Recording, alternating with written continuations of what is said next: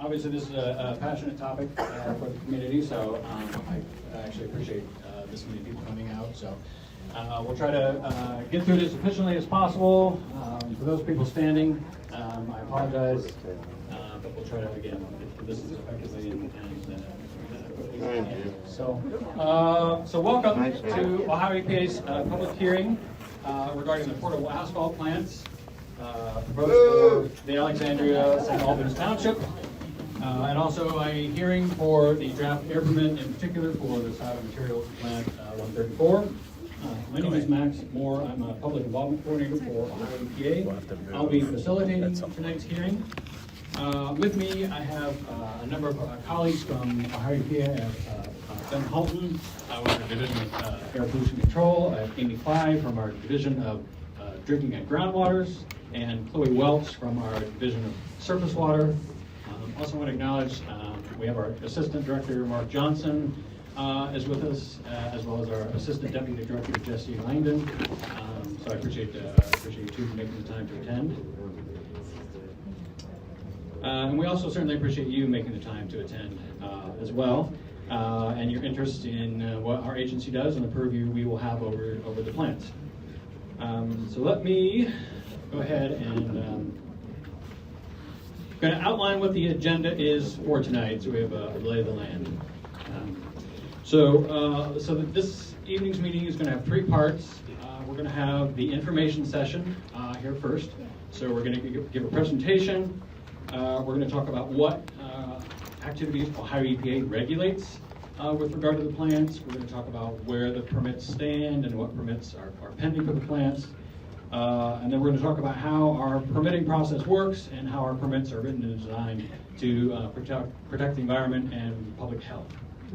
And then we're going to end with some specific slides about the draft air permit, which will apply to the public hearing portion, which is the last. So the second portion, then we will go into the Q&A. And so the Q&A, we're going to use the yellow card system. So if yellow cards are at the back of the table, so to sort of process questions as efficiently as we can, I do ask if you have a question during the Q&A portion to fill out a card and populate your question as well, and then you can turn it into me or Jesse or one of the EPA representatives, and I'll explain a little bit of the Q&A when we reach that part, but we'll be using the cards. Then the last portion of the meeting, we will go into the actual public hearing. This is where we will solicit your comments with regard to the specific air permit that has been drafted for the side of materials Plan 134. If you do plan on speaking on the record regarding that permit, again, that's at the last third of the meeting, I do ask you to fill out a blue card. I have a lot of colored cards. So the blue card is for public testimony, so that is the testimony you'll provide during the hearing portion, which will go onto the official record. All those comments then go to the record and then are considered by the agency when they are reviewing whether to issue or deny the permit. So that's the public hearing portion. There's registration on the back table. I know there was kind of a queue for signing up. If you got an email from me prior to this meeting, that means you are already on the mailing list. So you're good. If you did not receive an email from me, please do make sure to provide your email on the sheets in the back of the registration so that we can add you to the list so that you can get updates on the permits and the plans from the agency as we move forward. So let's see. And then finally, lots of folks here. In the unlikely event of an emergency, we have exits actually on both sides. We have two doors here. And then actually the most important part is the restrooms actually are upstairs, just off the foyer, just below the stairs. So just want to make those comments. So, all right, so we will go ahead and head into the first portion of the meeting, which is the information session. Again, I said we'll go over kind of what Ohio EPA regulates with regard to the plants. So one of our primary functions as an agency is to protect the environment and public health by ensuring compliance with federal and state regulations and laws. To do this, we write and issue permits to regulate the output basically from facilities that impact the air, the water, and the ground. With regard to the asphalt plants in particular, the agency regulates it within two divisions. Our Division of Surface Water regulates the impact to streams, rivers, and wetlands. And then our Division of Air Pollution Control obviously regulates the air emissions that are coming out of the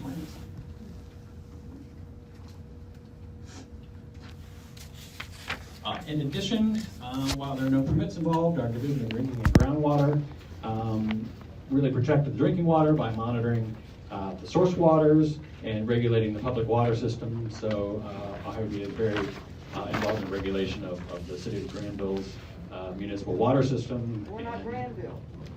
We are. We're Alexandria. We have well.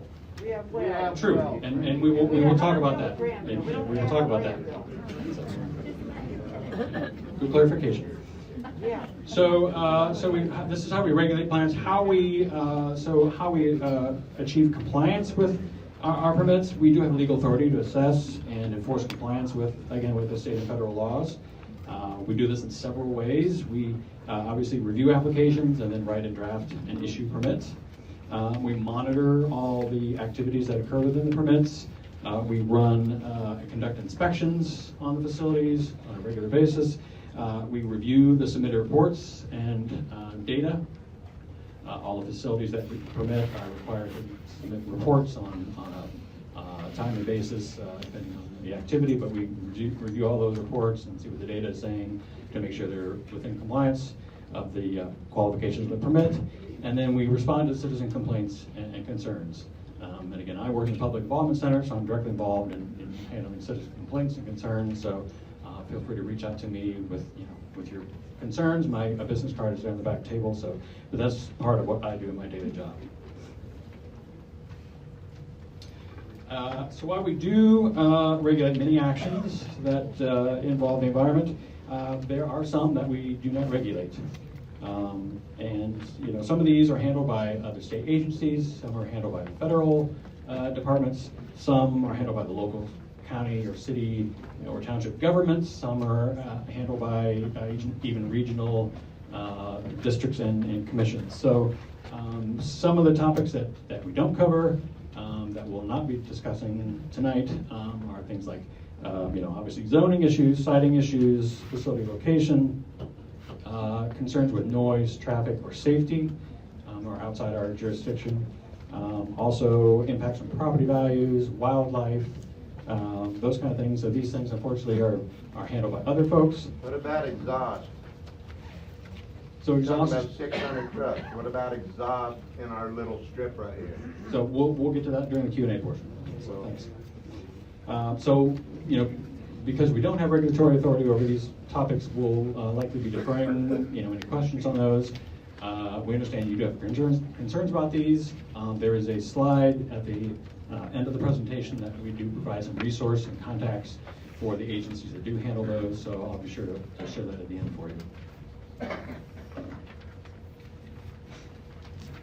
All right, so just a quick snapshot of where each facility stands in terms of their permit status. So with regard to the Marzane plant, they have submitted to Ohio EPA 3 intent to relocate notifications to move equipment to the 2699 Johnstown Alexandria Road location. They do have an existing air permit with their current facilities. Why can you have an existing air permit for if it's a different location? Sure, we'll get to that during the Q&A. No, why answer it? Let me finish the presentation and we'll get to the question and answer. Okay? Thank you. The existing air permit for one of their current facilities will transfer to the new location. That permit, the compliance regulations for that permit will apply regardless of where that facility is located. So all those regulations requirement travel with the permit to the new location. They also have existing permits for 3 portable generators. They will also be locating those to the new site. Again, those permits, same regulations, travel with that permit wherever it goes. So it is still covered. Then with regard to site of materials, they do intend to construct and operate a new plant at the 1434 Tharp Road location. They have an air permit which the agency issued back in February for roadway and storage pile installations. So that's basically just a permit that for the construction activities and relocation activities and the sort of air and dust that is created by those. There's a stormwater discharge permit. We also issued in February. This again is for, runoff that may be caused by the construction of the site as they prepare it for the equipment. And then we have the air permit to install and operate, which is the draft permit that we'll be discussing at the public hearing tonight. That is drafted, obviously, and available for comment tonight, and then the comment period extends through next Thursday, which is June 15th. At this point, I will pass it over to Chloe Welch, and we'll cover how the agency protects surface water.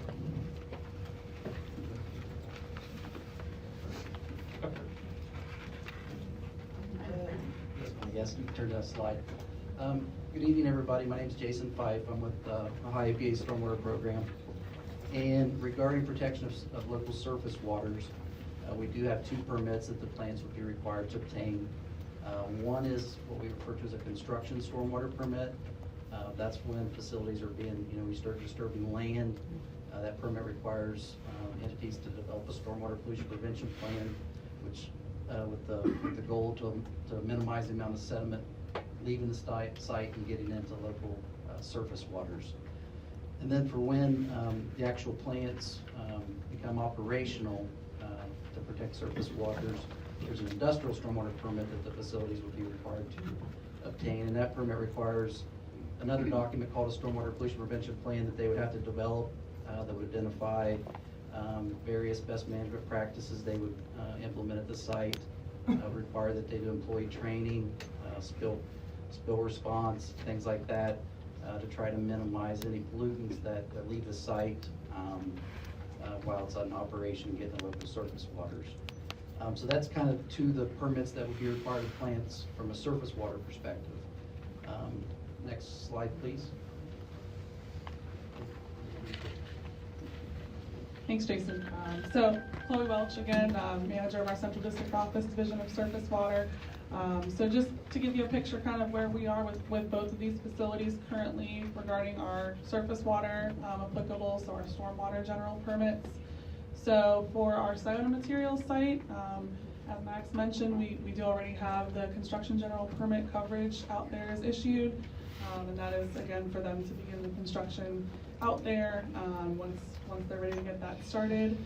For Marzane, if their construction triggers our permit, they will have to get that as well. Construction general permit coverage is only triggered if they're disturbing greater than 1 acre. So if they're going to trigger that permit, then they would have to get coverage as well.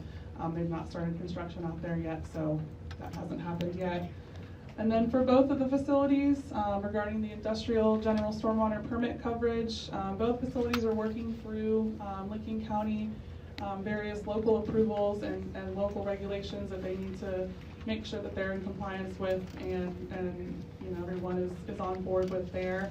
So they've indicated that once that step has been completed, they would come to us at that point with their applications for their industrial stormwater general permit coverage. So locally, that does involve kind of working on the documents that Jason mentioned, the stormwater pollution prevention plans, and making sure that those plans are in place and approvable by the locals before they eventually come to us as well for us to look at.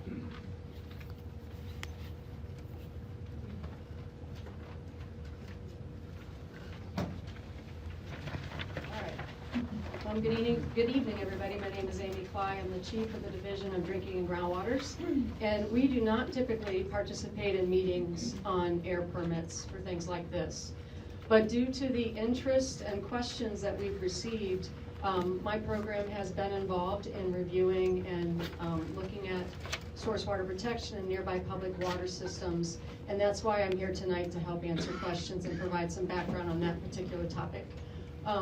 I just want to emphasize up front, and I think you heard this already, discharges from these types of plants, we do not expect to see impacts to surface waters and groundwaters. And so that's why you heard from our Division of Surface Water team about this potential storm water, which is probably the greatest potential impact to waters. And I do want to say Alexandria purchases water from the village of Granville. There's a connection. So if you are on public water system here in Alexandria, I think it's close to 500 people on that system. They are supplied by the well field and the water treatment plant in the village of Granville. We do have, and there's multiple barriers of protection for public water supplies. There's about 4,400 public water systems across the state of Ohio, and we work with all of them to look at source water protection. That's the first barrier. The second barrier is monitoring, and the third barrier is treatment, and then monitoring once it's out in the system. So source water protection, our team from our central district office and our central office, we've had geologists and hydrogeologists look at information tied to the site and review the source water protection plan for Granville as well. Next slide, please. Just so you know where the water, the public drinking water, so now there are private wells in the area as well. I'm just speaking about the public water system. Granville has 3 active wells, 92 to over 100 feet deep. And they also have an emergency connection to Newark. We encourage all of our systems across the state to have those types of emergency connections between communities for resilience. The well field is in the Raccoon Creek floodplain and in the Buried Valley Aquifer. So about 3 miles downstream from here is the well field. One additional protection that we do have for where the wells are located, they do have about 20 to 30 feet of clay layer overlying the sand and gravel. And that's the type of thing that we look at in looking at susceptibility and protection of the water supply. So next slide, please. And just a slide here, I think this is in your photos too. Location of the sites that we're talking about, as well as where the Village of Granville protection area is. There's some circles, kind of blobs around the Village of Granville well field, and those are our source water protection areas where groundwater within those zones would travel to the wells within a certain amount of time. And that's the type of modeling that we do for where water flows to our public water supplies. And potential contaminant sources within that area are all evaluated and considered. Things like railroad crossings, spills, agriculture runoff, things like that are all things that we look very closely at. So that's just kind of the snapshot from a public water supply point of view. Next slide.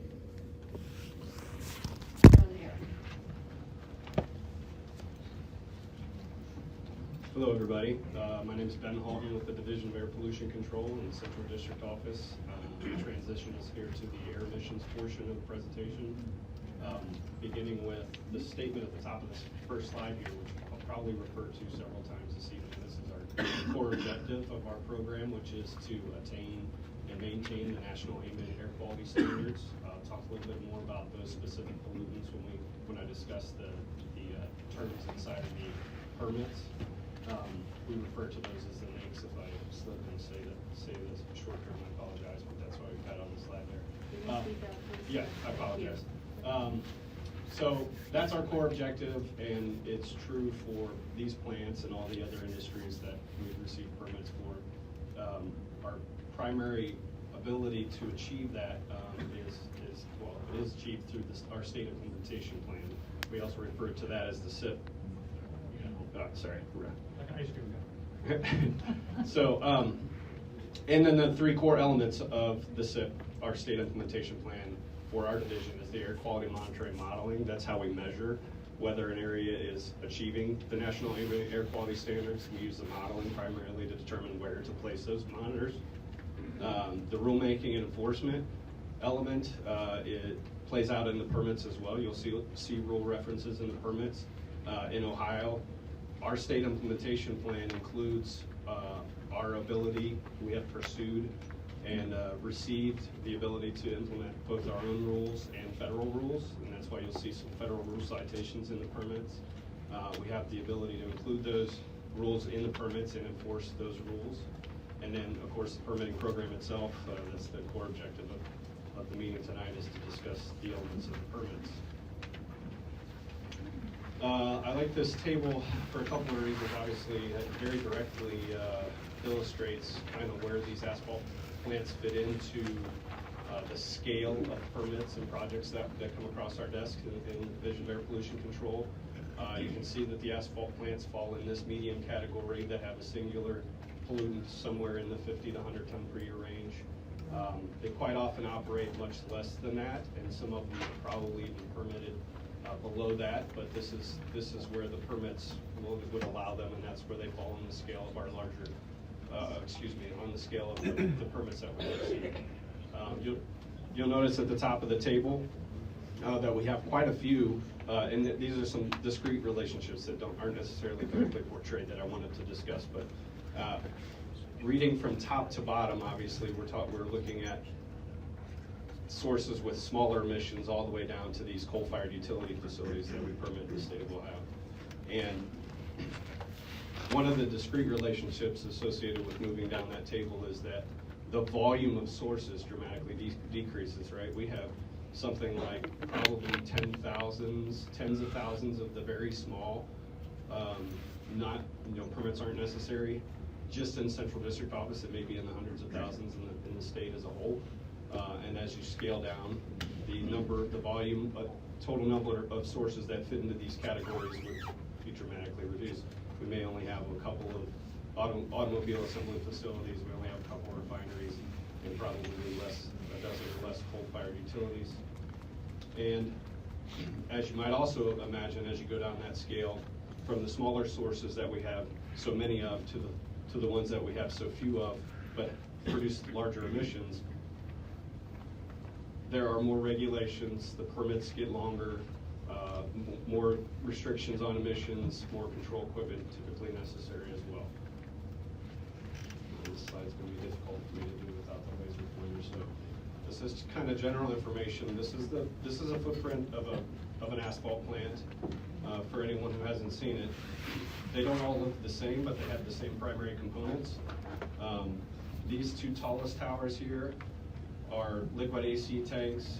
This is probably a fuel tank. These are used to collect fine particulate that can be reused in the drum. And then these are the hot mix asphalt silos. But moving along as the process occurs, more of a process flow diagram, the storage piles will be on site, and an excavator will scoop up sand and aggregate and place it into aggregate bins, which are used to measure out and weigh the amount of material that will go into the dryer. It'll move along conveyors from those aggregate bins into the dryer, which is this silver apparatus right in the middle of the picture. You can't see quite enough of it, but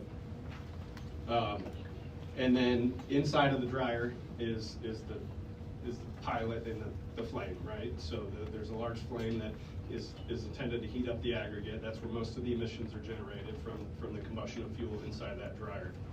The black ductwork coming out of the back of the dryer there is going up and around into the baghouse, and all of the emissions would be vented into the baghouse, which is primarily there to control particulate emissions.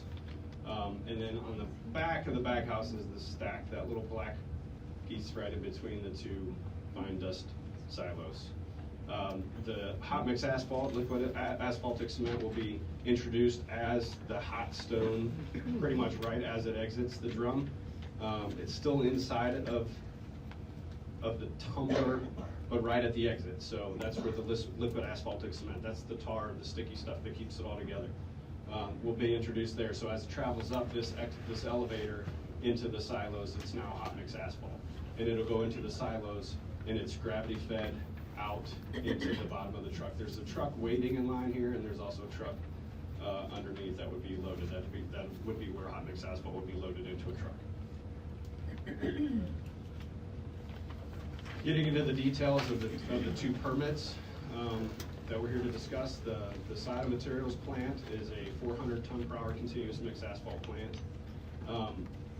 Most of these elements you're gonna see in both permits, but I want to discuss them separately because there's just a few nuances.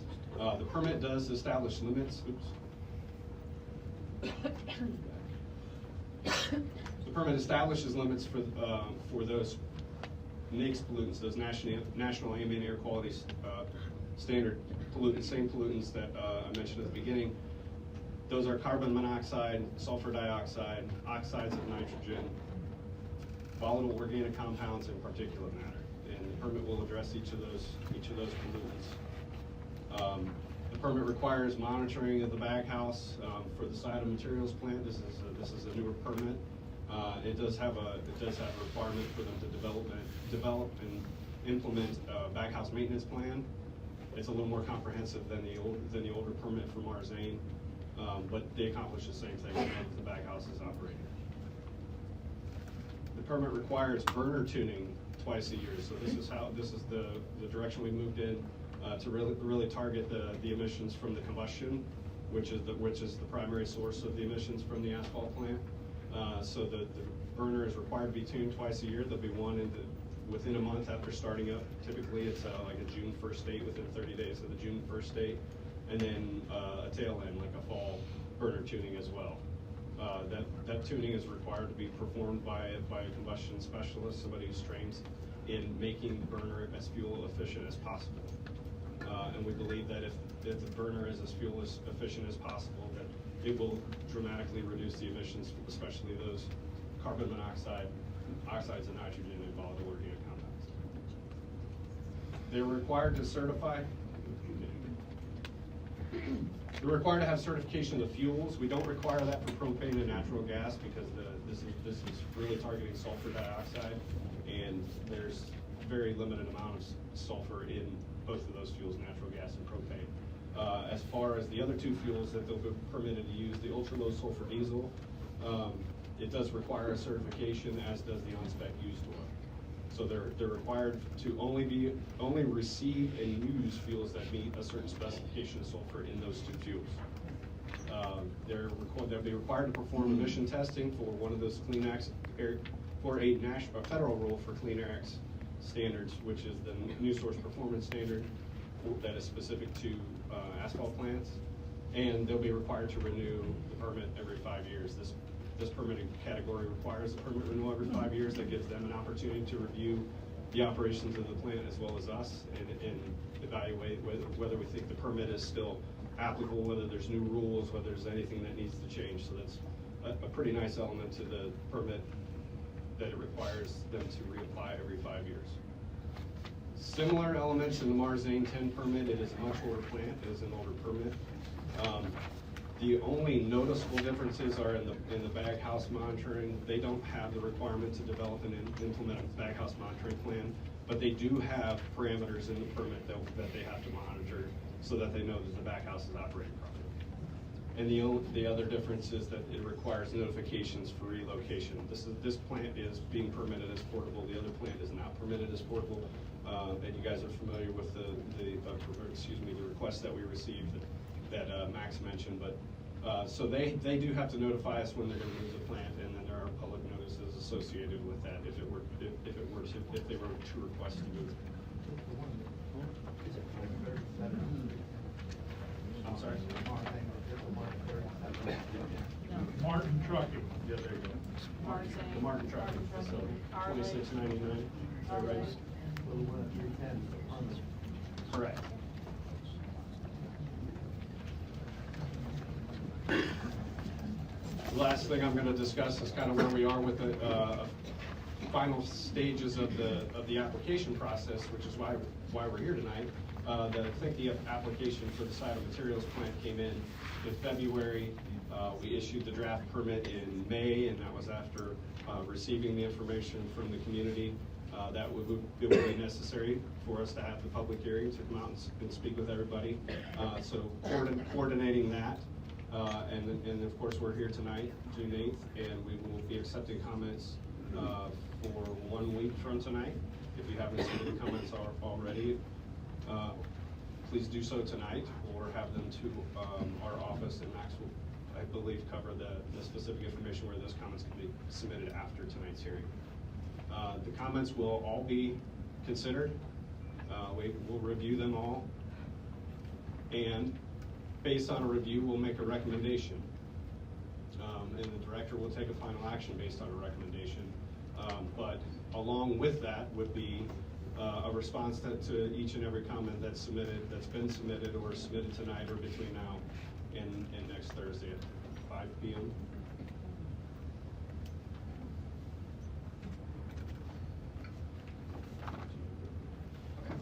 Great. Thank you. Thank you all for your information. So that is the presentation session where we provided the information that we have about the permits. So at this point, we're going to move into the question and answer period.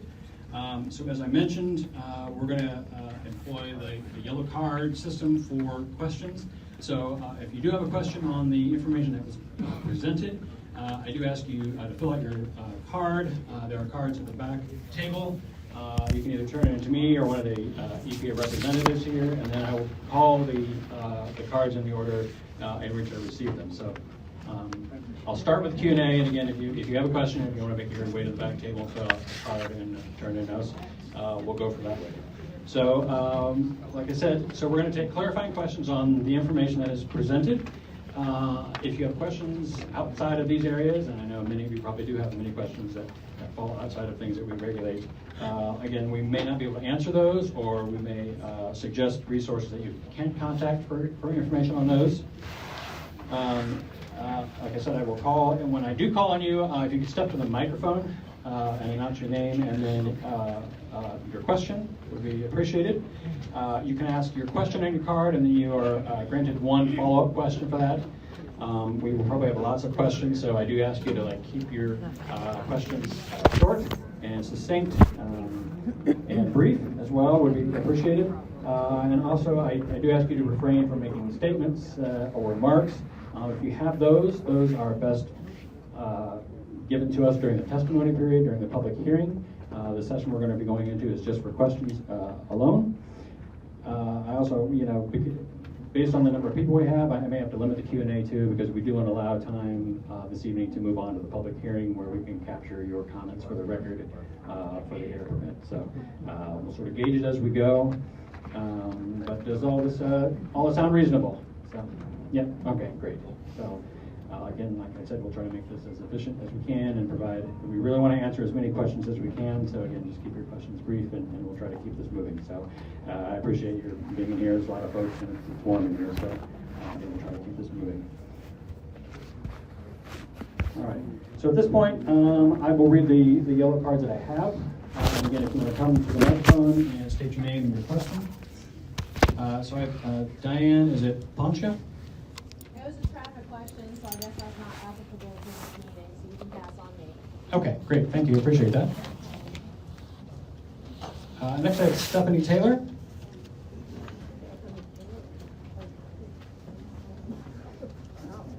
And if you need reminded of your question, I can hand your card back to you. I would probably totally forget the question I wrote down. I was kind of thinking that. Some people write it down and think, what? Did I forget what I asked? Well, yeah, because I have a lot of questions, so we're gonna bring it to one. Okay, so I think you kind of touched on this, but I want to make sure that If you could step up to your mic, you may have to Oh, put it yeah, down. I'm kind of short Thank too. you. So I know you don't get involved in location, you said. However, we have two sites here at the end of one tiny little town. And I know you've got an air permit for this one and an air permit for that one. And it seems like we're reviewing them as if they're in a vacuum. Well, we're not in a vacuum. So at any point, do you look at this collectively, like combined? What will this air assault do to this town? Does that happen at any point? I could address an element of that. So for the issuance of the permit documents themselves, there's legislative constraints on what we can consider a project and whether or not we can consider them together. And so the answer as far as the permit project itself, the answer is no. But with respect to the core objective of the division as a whole, I would say that all of the types of industry, including the thousands and thousands of sources that we don't permit, are part of our state implementation plan. How we manage them are part of the state implementation plan. These asphalt plants and the 190 other asphalt plants all are factors in whether or not we can attain and maintain the national ambient air quality standards. And so, Okay. yes, from that 10,000-foot view, it is absolutely considered. Okay, so the follow-up question for me then would be, so what about Ohio specifically? Obviously, we have a massive amount of growth coming to this area. So you're talking about on a national standard, what about Ohio? Are we looking at Ohio collectively, what we can handle? Yes, so the standard is set on a national level and everybody has to meet it. But in Ohio, we review whether or not we're attaining and maintaining those standards in Ohio. That's all we review, is whether or not Ohio is able to do that. And if we have issue with this, if this is a legislature issue? No. Right? Because I feel like the EPA, when you have two plants 1.3 miles from each other, I don't see how we can not review them collectively. I just don't. It's almost one site. I can appreciate that. So where do we go? Is that what's next? Possibly, I suppose. I will say that this isn't the first time that asphalt plants have been co-located, and we have reviewed them together. And even in those instances, they're able to attain the standards that we establish in the permits. There's Would you buy a house in this village with them that far apart? There's 190 asphalt plants operating in Ohio.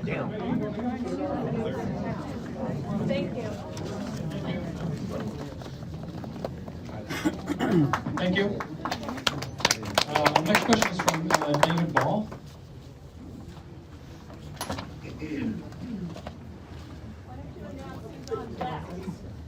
David Ball is up, and on deck we have Chris Hawkins. Hello, I'm David Ball. I live in Granville. I'm also the attorney for the Village of Alexandria. I have a map that I'd like Amy and Chloe to receive if somebody's able to get that to them. My question is, have you considered the study done by American Structure Point for the Licking County Planning Commission that identified the site on Tharp Road and basically the surrounding area as a high priority area for vulnerability in terms of water supply? The three reasons that they considered were health concerns, sorry, frog in the throat, growth, and risk mitigation. You aware of the study?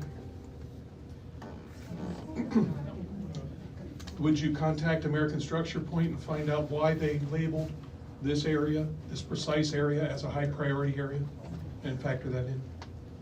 Thank you. Thank you very much.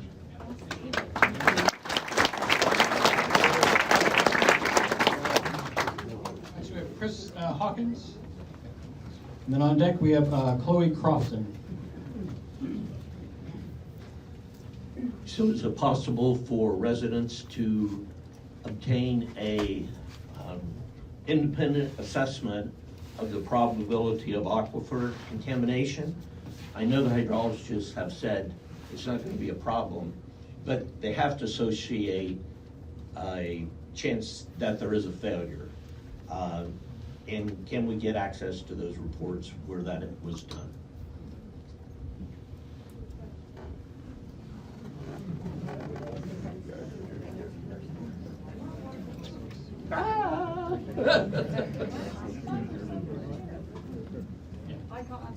I'm sorry, Chris, if you could just state the question again.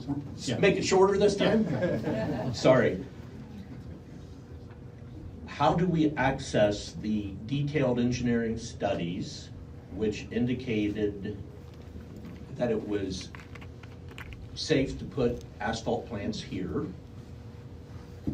And how would we go about getting an assessment independent of the EPA on this matter? And you say studies, can you be more specific? Well, at some point, the hydrologists, you know what I mean, the experts in hydrology had to study it. They must have produced internal reports supporting their conclusions. How do we obtain those internal reports?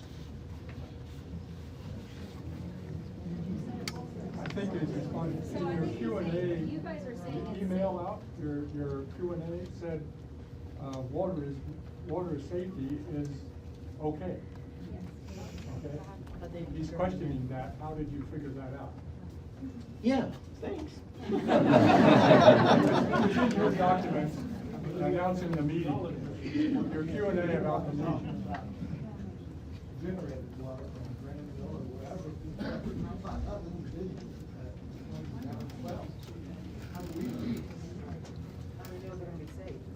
That's a different question though, because you guys only do public, right? So the private question you can't address.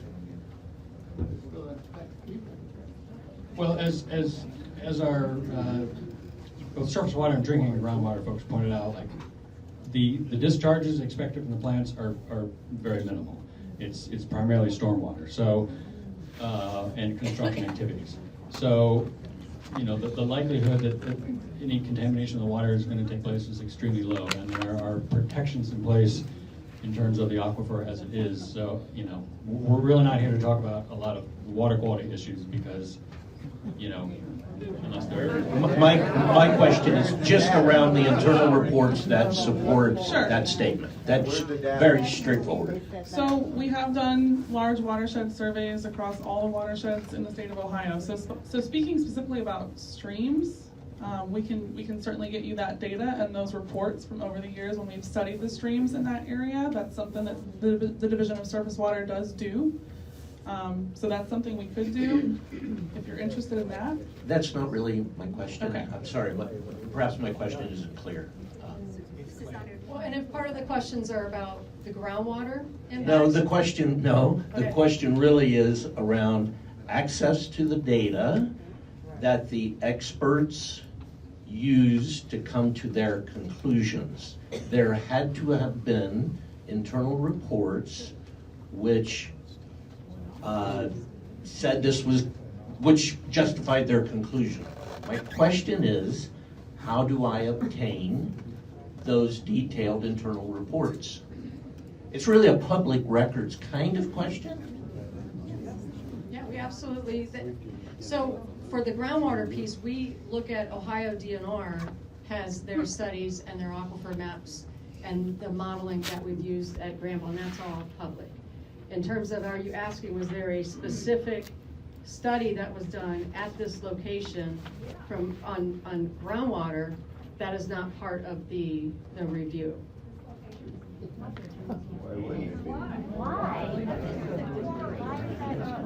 I'm confused about that. I thought you guys were in charge of regulating water for public systems. Seriously, I'm not trying to be a rascal. I don't understand. We do, and the public water system nearest here is the village of Granville, and we've done modeling on where their wells and where their water comes from. Right. My question again is, how do I obtain, like the first level, primary, not filtered up, notes and report for that study? Yeah, is there a website you can go to see these reports? I mean, it's all public record. Okay, so my question is, how do I get it? You just stand up. I can't sit. Move over there. So you can go to EPA's website, you can make a public records request online. If you want, you can contact me after the meeting. I'm happy to send your request onto our public records office. Again, these are records of studies that we would have. As Amy said, ODNR has their own hydrology studies. You would have to contact ODNR to get their studies, but again, all these are public records that you can request EJ. Okay, it just seems like that should be readily available and you could just email it to everyone, as opposed to a barrier to have to go through multiple agencies to do freedom of information requests. I guess that's my issue. Whose side are you on? Well, again, and we can talk after the meeting, but Okay. They're easily obtained if the public records are available. So. Okay, so thank you. All right, moving on. So we have Chloe Crofton. And then on deck we have Jennifer Bear. Oh yeah, okay. So Chloe Crofton says, what efforts are being made to protect the local bald eagles and other wildlife from the future pollution expected from the proposed asphalt plants? I'm not sure if you're allowed to answer that because it's the wildlife was one of the categories that was protected. The wildlife category was not allowed, so I asked a second question, so I don't know if you were able to answer the first question instead.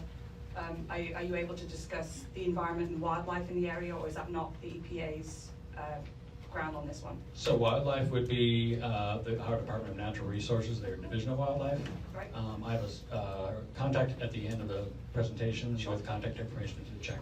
Well, wouldn't the air pollution that they put out, regardless of how minute, affect the wildlife, the eagles? No, but it's the output that they put. But the siting of the plant would fall under the regulations that we do know in terms of where it could be placed. But we're doing an air permit tonight, right? Correct. So the air, what's in the air is an issue, and I think that's a valid question.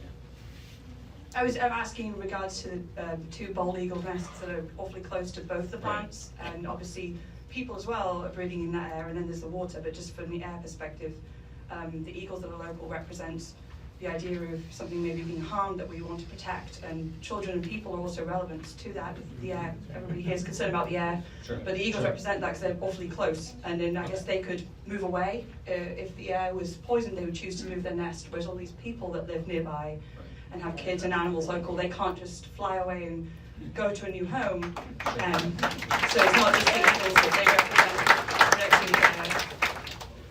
Thanks. Sure. Yeah, I can't answer the part about how far away things are allowed to be from bald eagles' nests or other wildlife, because we don't. 600 feet. We don't study. Very, very close on the map. I understand, and there is a division of wildlife that is responsible for making that determination. Are you involved with them during that decision then? You said the decision is made shortly. The director makes a decision. Does the director talk to the ODNR? No, their director would be responsible for everything under their jurisdiction. We have communication with them, both our assistant directors and our. So the EPA and the ODNR don't work together? It was brought, so part of the process, part of the public comment period is, again, you guys are bringing things to our attention that, okay, here is our framework, and we do explore other avenues, but again, it was brought to our attention, the Eagle's Nest that I believe is closest to the Tharp Road location. We did reach out to DNR, we asked them, like, is there a restriction within that distance that they need to be located? They let us know. Again, we can't really speak to, again, why that distance is determined, how that's determined, that is based on the wildlife. But again, this is something that, again, was brought to our attention. We have communicated with the Ohio Department of Natural Resources, which is where the Division of Wildlife is housed. I think. Have they gotten back to you? The Have they gotten back to you with an evaluation and answer to the question? So they did tell us the distance, and that is within the distance. So you're waiting for that answer? No. We have to determine what the distance is. What is the distance? Well, I can show you the distance. Yeah, and is it okay is really the question. It is, the distance is within. Please use the microphone so we can hear you back here. The distance was okay, and this is again, because that comment was submitted to us, we'll include that on our response to comments. And again, we can put in what that distance was. Again, that's under the wildlife, but that was, I'm escaping the distance, and I apologize, but I do know it was within that barrier. Beyond that barrier. Beyond that barrier, thank you. Thank you. Thank you. Thank you. Next we have Jennifer Bear. And I can go ahead and read your question for you if that's all right. Okay. So Jennifer Bear, have the requirements set forth by Licking County Soil and Water been fulfilled in order to satisfy the stormwater discharge permit that was issued? Hi, I'm Jennifer Bear. So that was kind of a weird question. I just want to clarify. I'm a little bit confused. Does the EPA have to actually go out and inspect the site before that stormwater permit is issued? We don't always have to. We may not always, but we can make that determination to do so. And some of our representatives already have visited the site a few times with Lincoln County officials. Okay.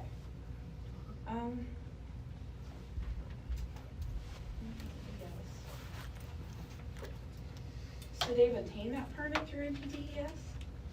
So Sayona Materials has obtained their construction general permit.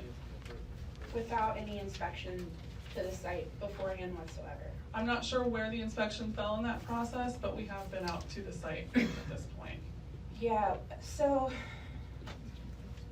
sorry, I'm trying to find what I read earlier.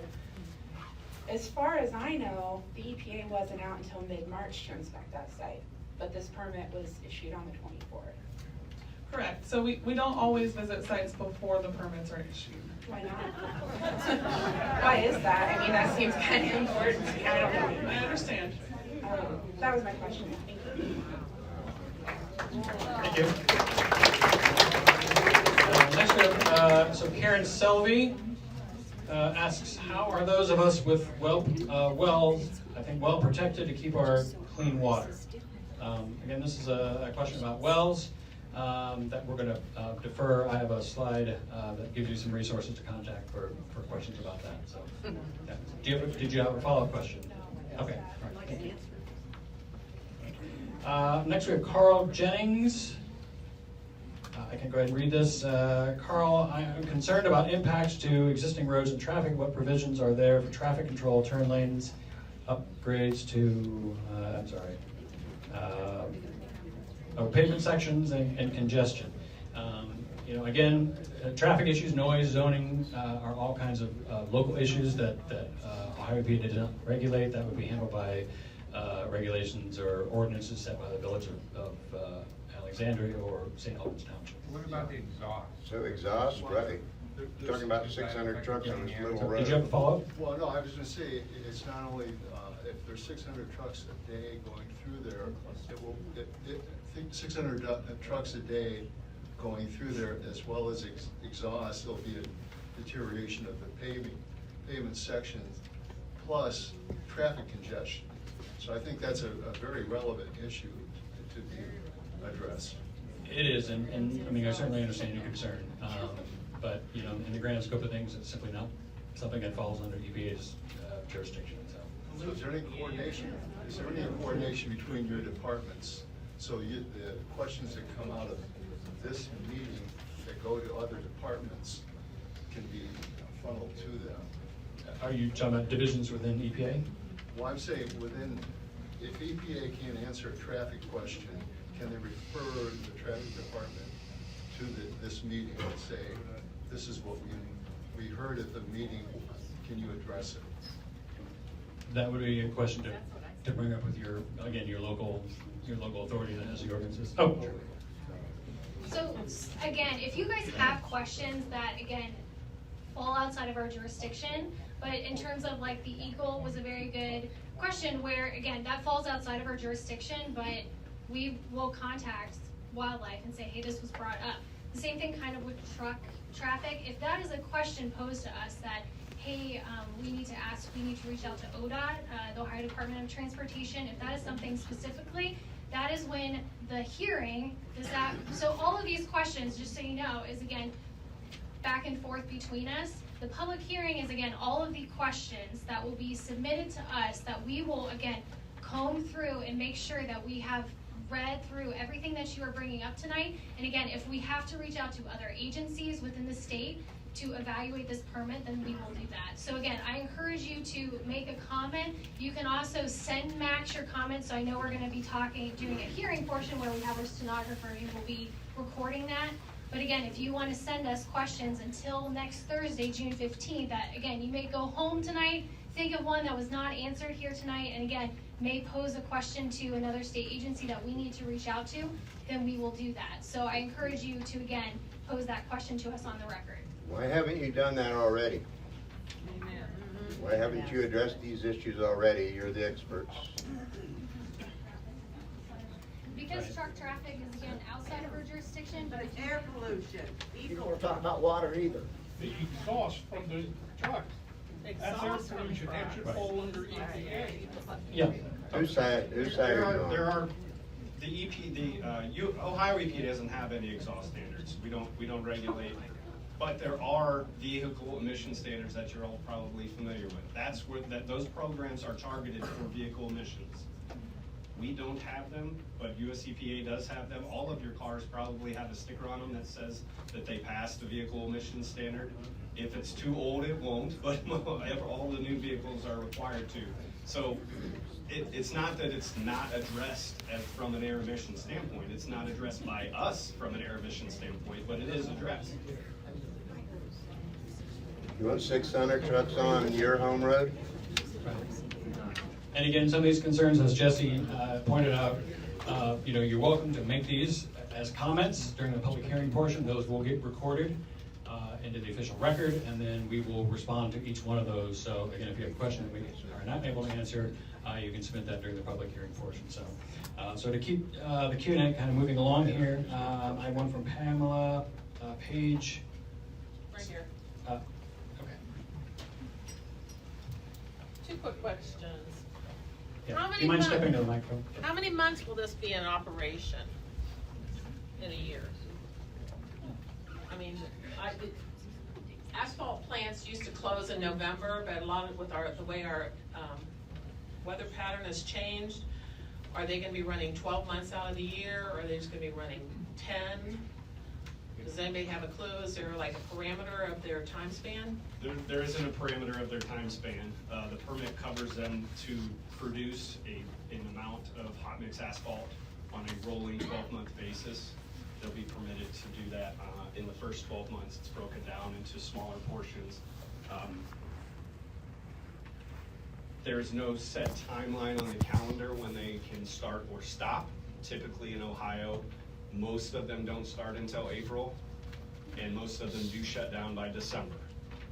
But as far as the totality of emissions and what we're regulating, it doesn't really affect how much is going to be emitted and whether or not will be able to attain the National Ambient Air Quality Standards, whether they're producing, if they happen to produce in January, February, March as well. There's some smaller, older plants that do operate all year round. They produce much less because there's not a lot of jobs to take the asphalt out to in the winter months. Does that answer your question? Yes. Second question is, we're pretty guaranteed on our wind patterns around here. What areas would be affected by the prevailing winds that would probably get most of the smell? I think our predominant wind is out of the southwest. Does that sound right to everyone? I don't know. We don't necessarily. You're the EPA, so you I'm not required to analyze that on a regular basis, but I pay attention to weather patterns myself. So areas to the east and northeast will probably smell the plant more than the folks on the west side. And what's the normal miles of the smell? Is it like a mile, 10 miles? So there's people that live in that area? I can't make an estimate on how far away you might be able to smell it. So this is an air permit meeting, and you can't tell us where the smell is going to be. Yeah. Thank you.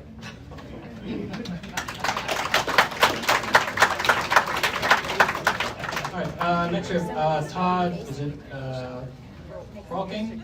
Good job with that. Yeah, Tharp Road. I'm a geologist, taught at Denison for years. Oh, sorry. I wanted to comment, I guess, based on what you've said, that the water pollution issues are mainly stormwater. I teach hydrology. I don't really know what you mean by just stormwater. These are porous glacial cames that these things are situated on. There's direct connections of the surface sand and gravel down to the aquifer. There's no 20 feet of clay anywhere I've ever cored in Raccoon Valley. I put down a lot of cores over sand and gravel. It's highly variable glacial deposits, so you don't know where it's going to go. But to me, any rainwater event where there's some spill at these sites is going to take water down through the sandy gravel, unless it's paved, into the aquifer. So to me, the pollution potential is much greater from that than it is from surface runoff, because it's pretty porous. There's probably not going to be a lot of surface runoff. And do you have a question with regard to this? Well, so then how are you going to protect this porous material from any accidental spills that might get down into the aquifer. Once it does, it's heading to the Granville water treatment plant. That's the only way the water can go is down valley. It may not be in your immediate apron of water management, but that's the only place it's going to go is downstream, unless locals take it along the way. So that's my question. How do you deal with asphalt plants on porous material? Thank you. Sure.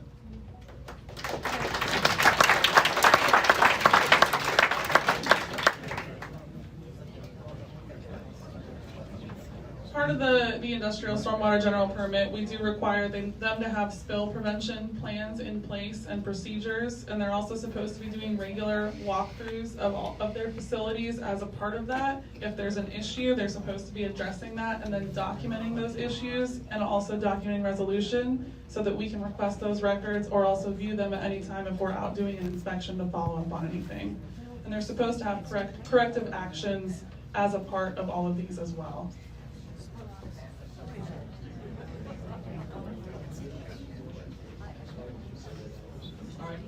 Next we have Jamie, is it Wengate? Yeah, I'll take my questions. I'll take my questions. Oh, okay, sure.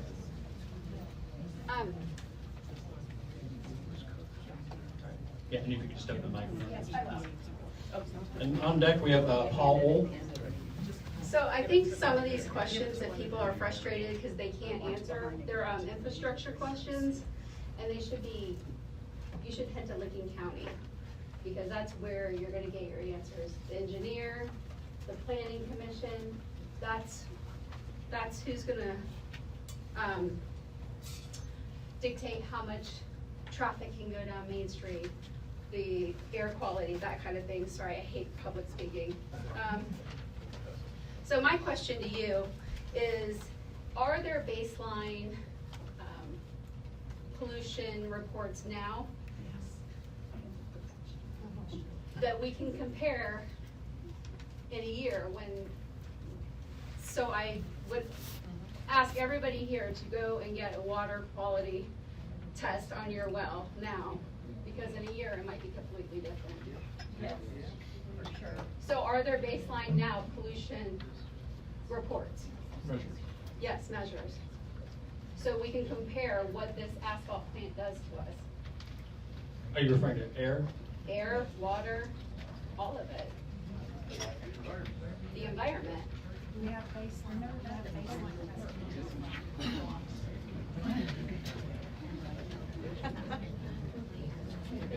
Yeah. I mean, it's going to change our environment. We want to know how much, and is there any guideline to other places where these plants have been put in? Right. How much does it change our environment? In fact, not in speculation. Sure. Two things. Very good question. I would encourage you to put that as public testimony so it's captured and recorded. We'll be able to answer that. Also, if you want to take my business card, we can email me afterwards and I can connect you with so I can connect you with resources on that. So. Okay, and then is there any way to stop it at this point? That was my second question.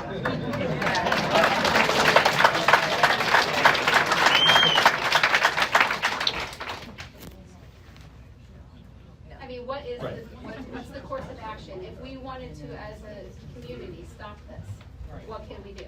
How do we do it? I mean, you know, the way EPA operates, so we have our state regulations, right? Mm-hmm. Which are in the Ohio Revised Code. So we take those, we write the permits based on those regulations, and then the facility applies, and you know, there's a process, and you know, if they are meeting all these requirements, then by law, we're obligated Required to give them a permit. You know, I make the analogy about the Bureau of Motor Vehicles. If you go in for your driver's license, if you have passed the test, passed the vision, passed the written, passed the driving, have all the qualifications for it. I get what you're saying. Of You have to course. issue them a driver's license. So, but in the same sense, if I am a bad driver and I wreck into 5 people, they take my permit. So can we get this company's reports on their other plants, how they've performed, what they've done in the past. Are they clean? Do they fulfill the community standards? What's the impact on their community? Yes, I mean. Sorry, I think I can maybe answer some of these questions. So I'm the Central District Office Chief for our section and also air pollution person. Sorry, I'm new to this one, so go ahead. So a couple things. One, we do have air monitors throughout the state of Ohio. So there's some in New Albany, there's one in Hebron. So that is the main way that we determine air quality. So we do have all that information. Any information that a company submits to us is available. That's all public record. So for the companies in their past, that's all available. And I will say that, I mean, this permit, if we do issue it, it can be appealed by the public. If you have reason for that, you can submit that as well. So and I don't know if I hit all your questions, but. Yeah, so how would we get if they have violations somewhere else, how would we get that information? Sure, all of our notice of violations that we send to any company in the state are all public record, and they're actually available through an online search. You don't have to specifically ask us, we can give you information. It's an electronic document search that we have. So if you put in notice of violation and you put the name of the company, any of their violations statewide should pop up. Okay. So what are these websites? Where can we go to get this information? We have some of it, I think, on the frequently asked questions, but we can also send that out afterwards. We'll put all that in the response to comments. Certainly the eDocs site, we'll do that for all the electronic documents. Okay. And the baseline for like the water,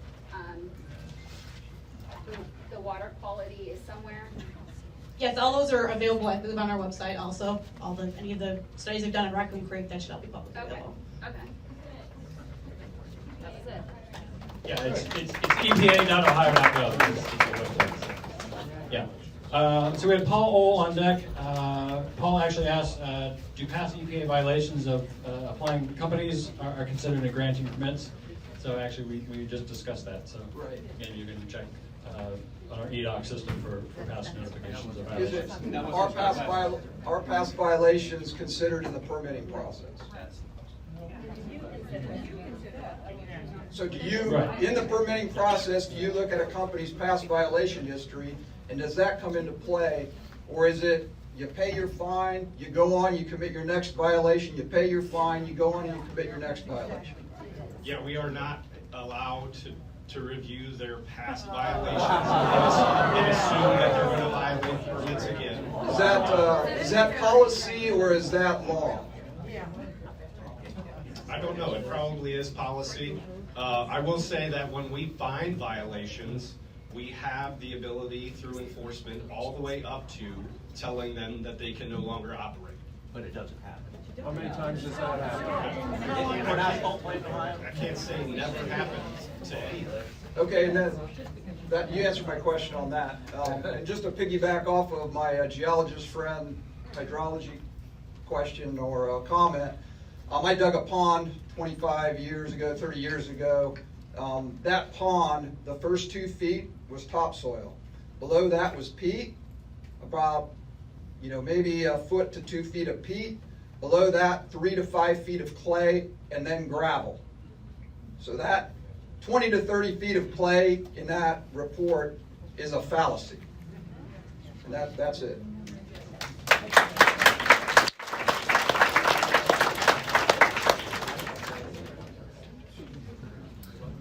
Okay, next question is from Bob Kelly, who's wondering who is addressing our underground wells and creeks for our livestock. Again, there'll be a resource slide on who you can contact about your private wells. We've talked a little bit already about the groundwater protection, so if you don't mind, we will defer that to the next question. Jill Kelly asks, who is addressing the 31037 relocation? I assume that's a roadway of some kind? Okay. So again, yeah, we would not, yeah. Yes, I'm Jill. Sure. So everyone, you keep talking about this alternate location. What is it? Where is it? You haven't said, all we've heard is the Tharp Road. Where's the Martin second location where they want to move this new plant to? Is it at 310 and 37? That's what we've heard. But nobody will say for sure, and nobody's addressed where, in this meeting tonight, where this alternate new location is. You give the address of the Tharp Road. No, you're fine. So the one we're talking about now is the Soda Materials, that's the Tharp Road, but I think if you're asking, there is potentially the other Marzane plant. Yes. Right now, they have requested to relocate to where Barton's Trucking is, if you're familiar with that site, which is, I think everyone probably here knows that, so I will say that. So on that same site, that also has Martin's Trucking, and there's an Anderson Concrete there. That is the proposed location that they would like to move to. So, there's also, it says something about they have an application for 2 portable locations. So do they have access to another location then besides the Martin Trucking? Right now, that is the only thing that Ohio EPA has been requested is the application for the Martin Trucking area. We do not have any other applications.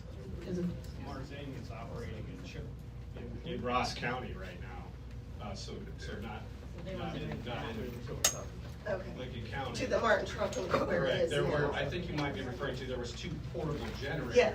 separate ITR requests. Right, but I didn't know if that generator was Yes, for so another potential plant. Those 2 were just power generation, most likely temporary, but they're permitted with a number of hours that they're allowed to operate them in a year and be in compliance with our rules and the permits. Okay. And so there's 2 for the portable generators and the asphalt plant, all at that Martin's Trucking site. Okay, I do have a second question. Do you do surprise inspections and/or how many inspections a year do you do on these plants? I'm gonna talk about the air portion.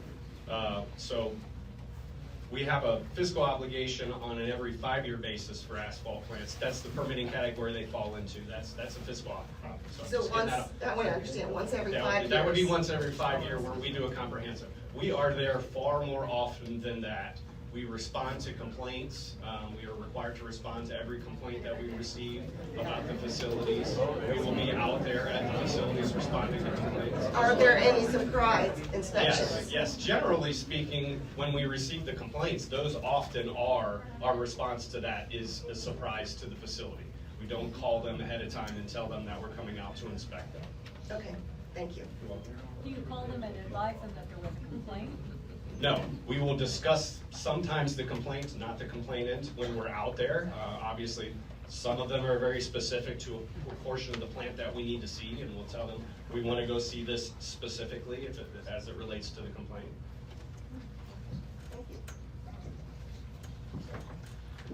So we, like I said at the beginning, we do want to allow time for the public hearing portion and make sure we collect your comments. So we're going to try to kind of triage through the questions. And if there are questions that we see that have already been addressed, I'll note that. So, and actually at this point, if you have any questions, we're going to sort of stop the card process and again encourage you to put those as questions on the public record. All right, so Brenda Wakely asks, is the EPA approval the final hurdle to these plants moving forward? No. No. Basically, I mean, like any house you build, any business that comes in, that they have to meet every single regulation that is out there, the locals, the states. So if the air permit gets issued, at that point, that just says that they are within the parameters of what is considered safe for air pollution. They are allowed to build that plant by the state of Ohio. But there's the Lincoln County Soil and Water folks that still have to approve it. All the local zoning has to be approved. They have to meet all those pieces in order to be able to build a plant, or they're in violation with something. Yeah, the reason that question came up was because in the presentation there was a lot of when, not if, statements. There were a lot of will, not would statements. So I was just curious, it made it sound sort of like this was the last hurdle. No, absolutely not. This is one of many hurdles that a company has to go through to get there. And I will also say, even if, I hate to give you another if, but even if we were to issue the permit final, there is an appeal period that anybody that thinks that it was not lawfully issued can appeal to the director, and I think we'll have more information about that. Can I a quick follow-up? Just, I don't totally understand the storm water thing. I would like to know, as somebody who drives on Mooch Run, like many people here, probably every single day, Raccoon Creek floods constantly. So I don't know stormwater seems like it would be a fairly large concern, considering the amount of flooding that creek experiences.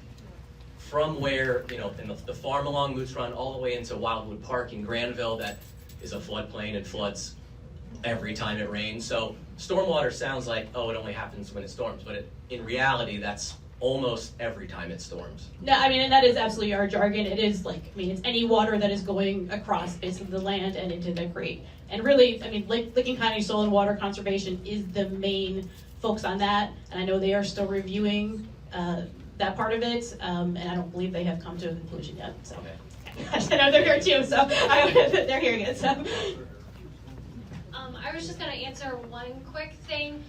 So again, try to reiterate what Max said earlier, is that if you received an email tonight from Max, then you are on our stakeholder list about this site. If you did not, please, there are papers in the back to sign in. You can put a mailing address, or you can put an email address. I know email is quicker nowadays, but please sign in, because at any time when we determine an action on these items tonight, you will be notified. So like Kelly mentioned about our appeals, that again, whatever is determined on these two actions for these two sites, then you will be notified. So make sure that you, again, are on our contact list so you are getting the most current information. All right, I'm just quickly going through, trying to see if there are questions of topic that we have not already covered. A little. Your annual emissions limitations. How is that determined? You have pollutants that are allowed, a certain number of pollutants annually. Like, how do you decide what if they're open a few months and all those limitations? Regarding air, right? Yeah, so the question was how we determined the values that are in the permits for the total air emissions that are allowed in the permits. And it is a calculation that involves both the rolling 12-month production limit that is in the permits, how much they're allowed to produce in a month. So what if they produce double 1 month what they produce in 1 month? That would not matter with respect to attaining and maintaining the national ambient air quality standards. True. Does it consider the distance between the two plants? I'm sorry? Does it consider the distance between the two plants? That's part of the answer I gave earlier. As far as the individual permits, no. But as far as our statewide implementation plan and our objective to attain and maintain the national ambient air quality standards, we do look at specific areas, generally counties, sometimes smaller than counties, like metropolitan areas, and how they can be influenced by multiple sources. How do you test that? Do you come and test the air for you to see what? So actually the second part of the calculation, the first part is how much asphalt they're allowed to produce, and the second part is an emission factor that the state of Ohio uses results from. It's over 300 tests that have been performed on asphalt plants over the years. We do still test some plants for some things. All plants are still tested for particulate emissions. We're relying on that burner tuning portion that is now twice a year instead of testing every 5 years, which was an old approach for us. The burner tuning twice a year to really dial in the efficiency of the burner and have them paying attention to it more often than we used to. You said you take into account the total amount, not just the asphalt. For the larger picture of are we attaining and maintaining the national ambient air quality standard absolutely. So that is done, oh my gosh, that's such a large scale. We're using the air monitoring so I included 3 core elements, the air monitoring and modeling, then the rules, and then the permits. So are you going to have a monitor in Alexandria? Where is it? But if you're going to have 2 asphalt plants in Alexandria. Give her a mic. Come up to the mic. I was going to say, like, this specific plant will be tested. They do stack tests for this specific plant, and that is the most accurate data you're going to get because it's coming from this plant. Everything else is what mixes in with everything, and that is how they set the standards. That's how the Clean Air Act is written, and those are the limitations that we have, but this specific plant will be tested. But it's tested by them, right? It's tested by them, but we are there to witness it all, and we review it all, and it is done by a federal standard that they have to meet. Okay. So And again, questions like that would be great for the public record during the public hearing, because again, those will be responded to in the response to comments document. So actually, we are running a little late, and I do want to get back on track, and I want to allow plenty of time for collecting public comments. So I think we're going to go ahead and move into the public hearing portion. If you did submit a question that was not addressed, yeah, sure thing. There was a couple, again, kind of know the area, but Mr. Bogans and Diana Lewis, you both asked about a plan for Route 310, Windy Hollow, and Route 37. So just to be very clear, again, we're talking about Marzane is Martin's Trucking, where that's located. There's the Tharp Road. We have not received anything or any plans for a Route 310, Windy Hollow, or Route 37. So if you guys know of anything, you can please submit a comment. But again, we're not aware of, our staff here tonight is not aware of anything that's planned for that area. Thank you. Yep. No, not that's in front of our office here today, within that area. Because I know that location where Windy Hollow is about a mile down from where that Martin's Trucking is located, and we have not received anything that's within that area.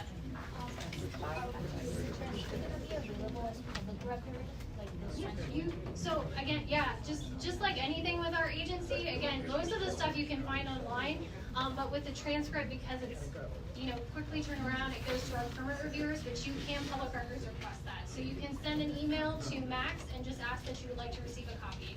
Thank you. Thanks. So I appreciate your patience. I appreciate your attention to the subject matter. Again, if there are questions we haven't answered, I know you still have a lot. I encourage you to put those in the public record. So we will go ahead and move into the public hearing portion. So again, we are going to use the blue cards. If you wish to provide testimony and have not completed the blue card, please do so. Turn it to me.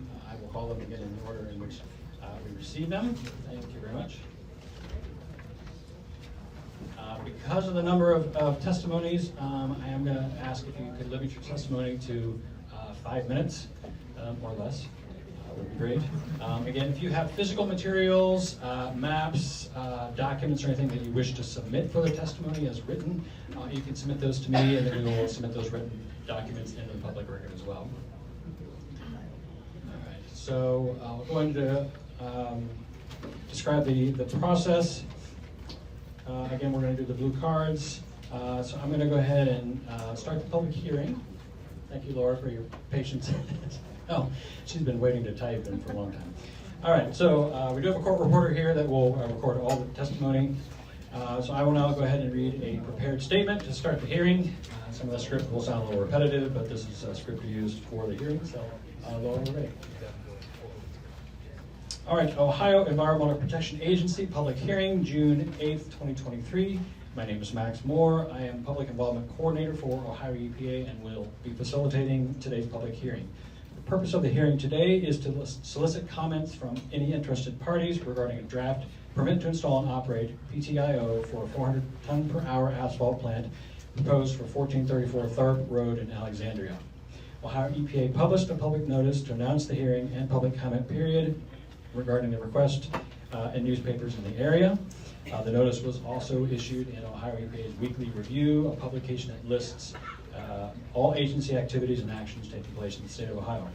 All interested persons are entitled to attend this hearing and be represented and to submit comments concerning the permit application during the comment period.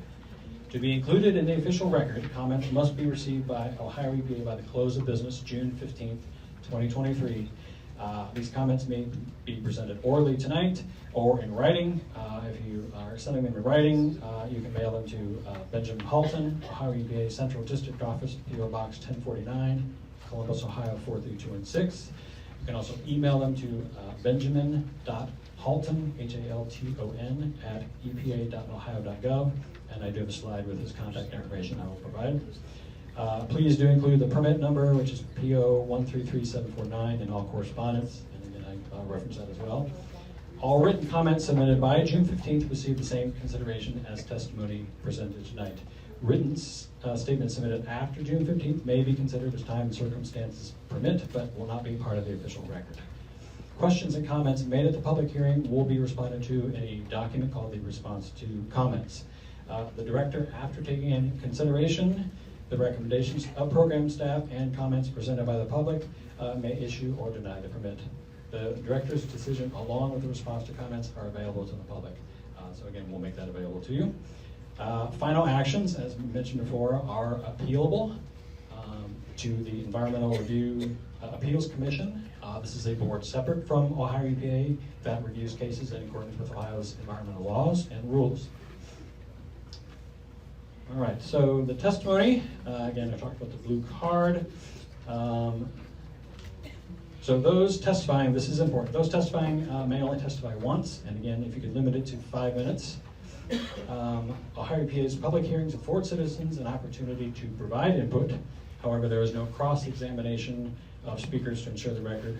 There's no cross-examination of speakers or representatives in public hearings, nor can we answer questions during this portion. So we're only hearing testimony. A court reporter is here to make a record of tonight's proceedings. I or agency staff may ask clarifying questions of speakers to ensure we have your record as accurate and complete as possible. All right, so we will now go ahead and receive testimony.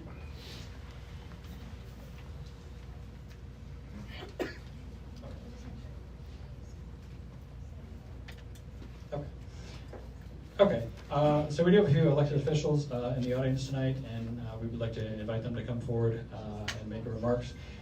So we do have Melissa Hartfield, the mayor of Granville, would like to come to the microphone.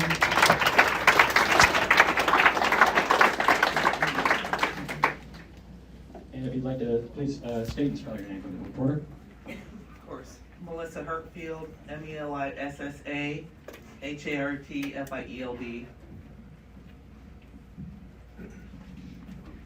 Okay. I'm the mayor of the village of Granville, Ohio. I come here tonight on behalf of the Granville Village Council, our residents, our denizen population, and for all those that enjoy clean, healthy water from our distribution system. I'd like to thank you for the opportunity to comment. I know you didn't have to have this hearing tonight, but we thank you for listening. I will say one thing.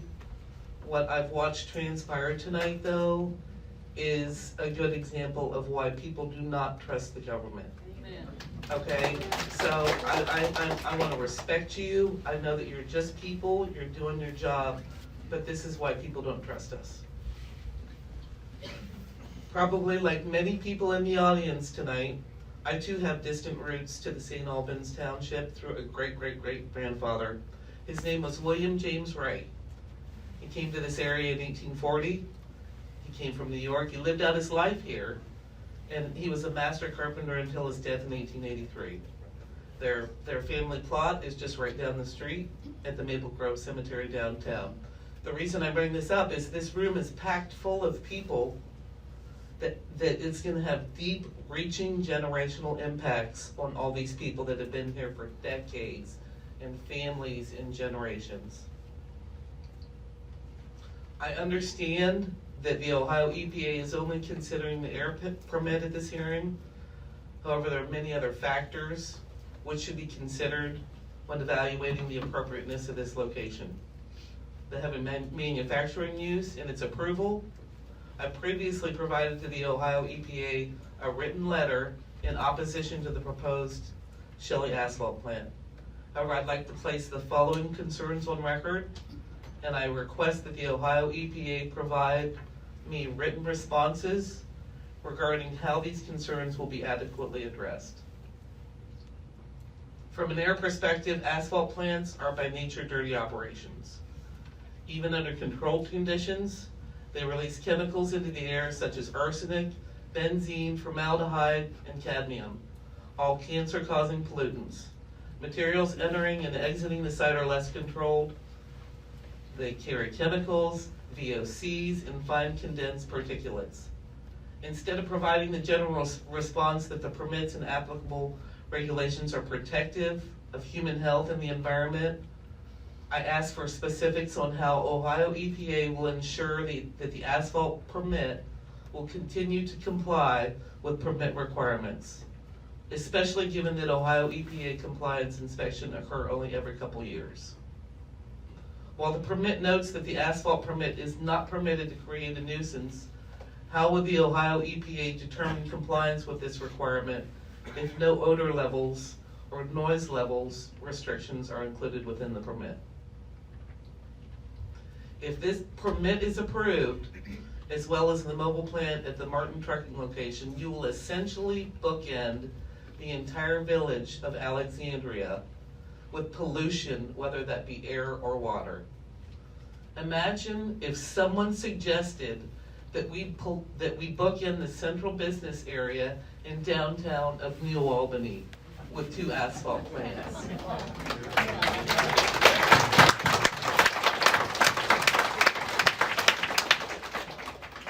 No one would stand for that scenario. As you may hear tonight, people are not opposed to an asphalt plant, but to the location due to the potential damaging impacts. Perhaps Intel could locate this plant on a portion of their development while build-out is occurring.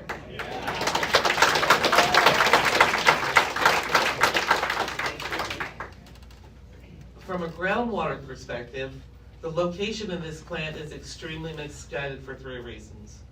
Raccoon Creek is a critical regional tributary. It runs the entire length of the property. The Raccoon Creek also acts to recharge our aquifer. The site sits right over top of an abundant, clean aquifer that supplies both municipal and private wells for a huge swath of this county. The vast majority of the property is in a floodplain. It's often stressed in recent years due to changing environmental conditions. Floodwaters will carry additional contaminants into our waterway. Contamination of any one of these geographic aspects alone could cause significant harm to future generations.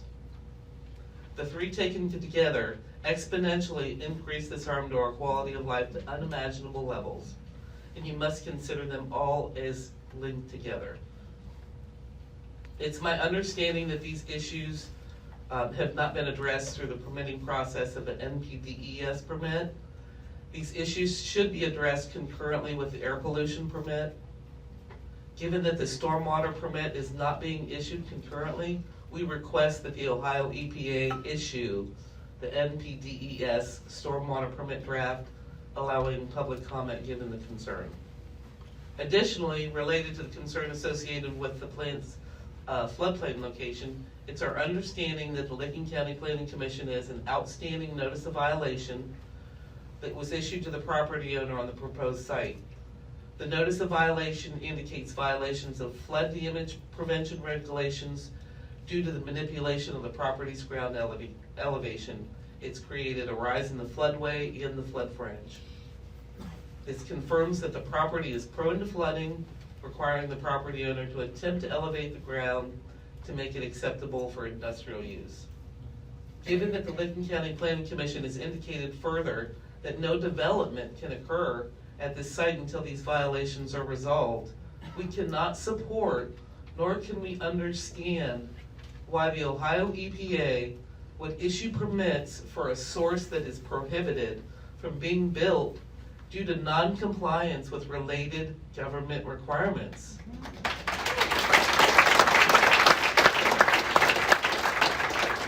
We would like you to please provide clarification on how this violation and prohibition on building interplays with the existing and future NPDES permits at this site, as well as the draft air permit for the asphalt plant.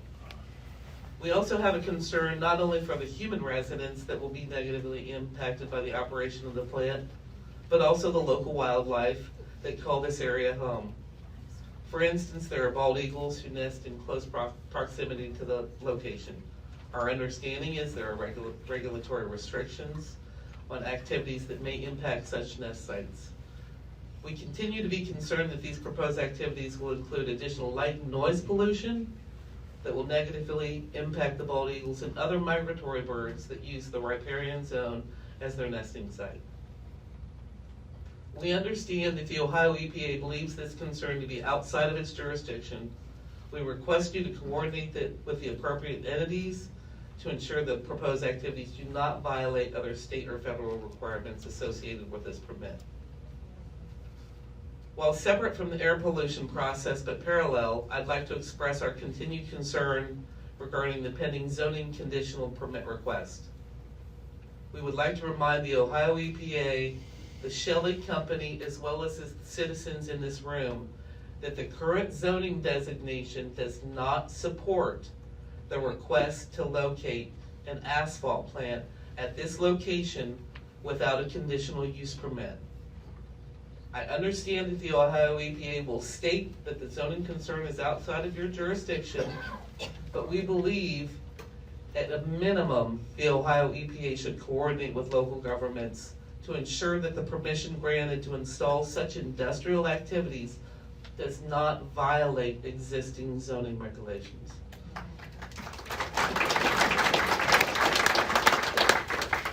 These comments should not be misconstrued as anti-development. The Village of Granville is sober to the realities of the coming growth in the area. I've been a member of a leadership team in a group called Framework, which includes townships, villages, and cities along the 161 corridor, which will be impacted by the Intel development. In fact, I've seen half a dozen of those people out in this audience. This group's come together due to the generosity of the T.J. Evans Foundation, as well as other businesses and partners in the county. We've met judiciously for the last year on a monthly basis, hired a respected planning firm, and done extensive research and outreach to county residents and all the members of this county.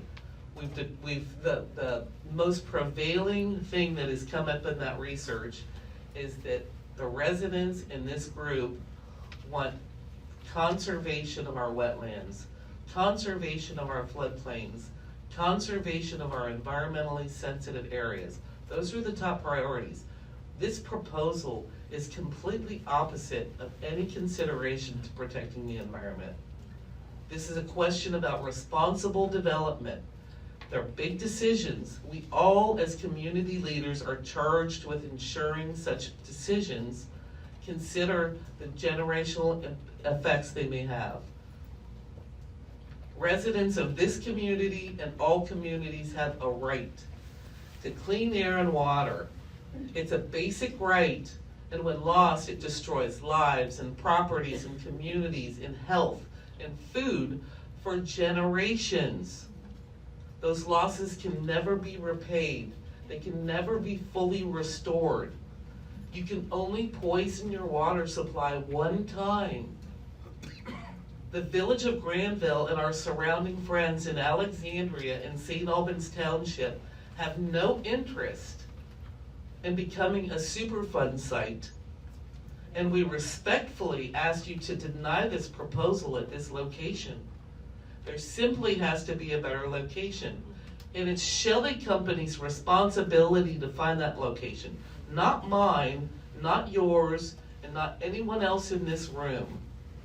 And finally, I want you to know that the Village of Granville intends to aggressively oppose this proposal at every step, through every process, to protect our air and water as well as our quality of life.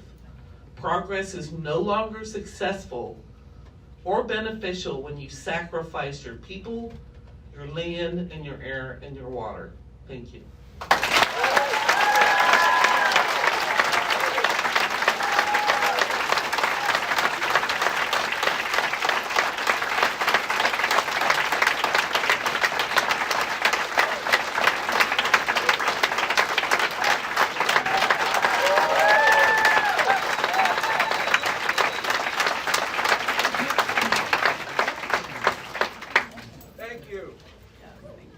Thank you, Mayor.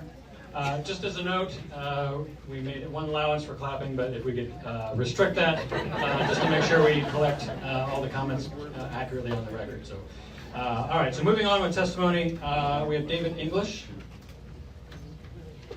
If you'd like to come to the microphone and state and spell your name.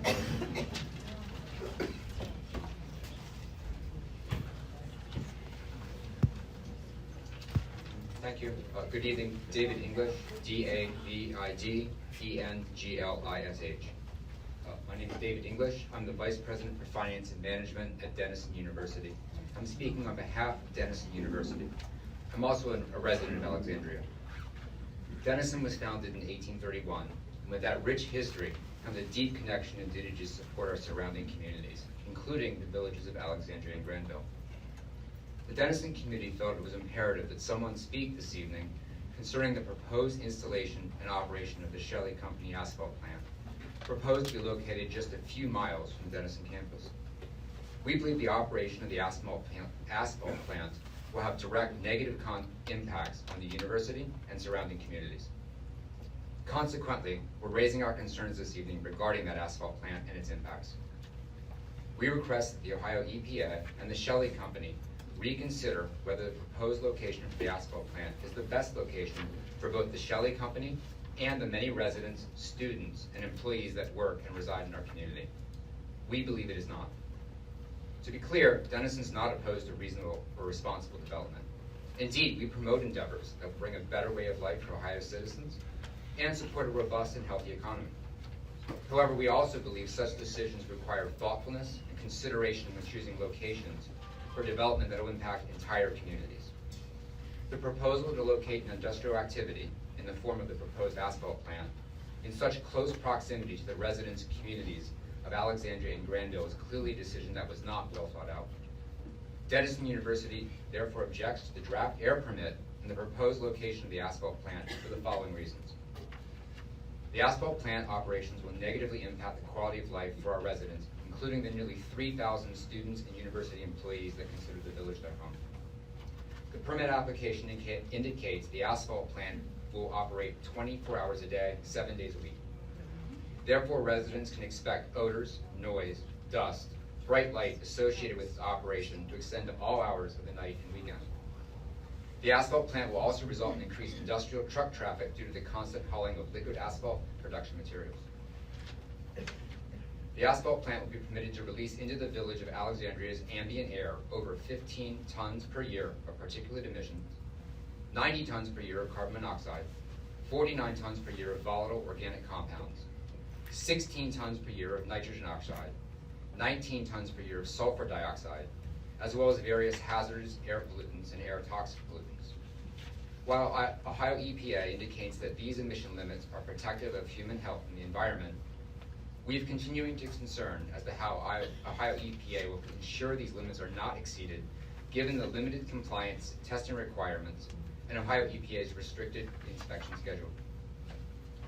While we realize this hearing focuses on the air pollution aspect of the proposed asphalt plant, it's our understanding that the NPDES permit will also be issued to address the stormwater concerns associated with the operations.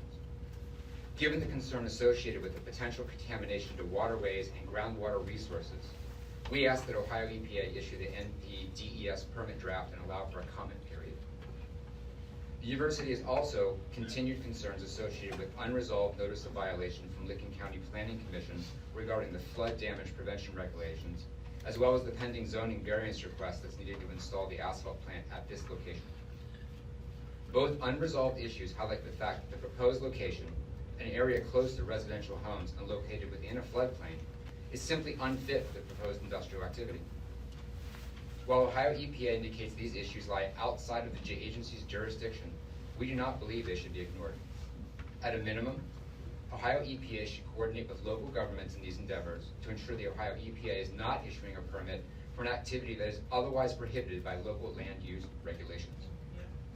Taking into consideration these concerns, the university maintains its opposition to the proposed location of the Shelley asphalt plant and requests Ohio EPA and the Shelley Company consider locating the asphalt plant in a more appropriate location for industrial activities. In furtherance of our opposition to this project, we would also like to provide additional technical comments for the record.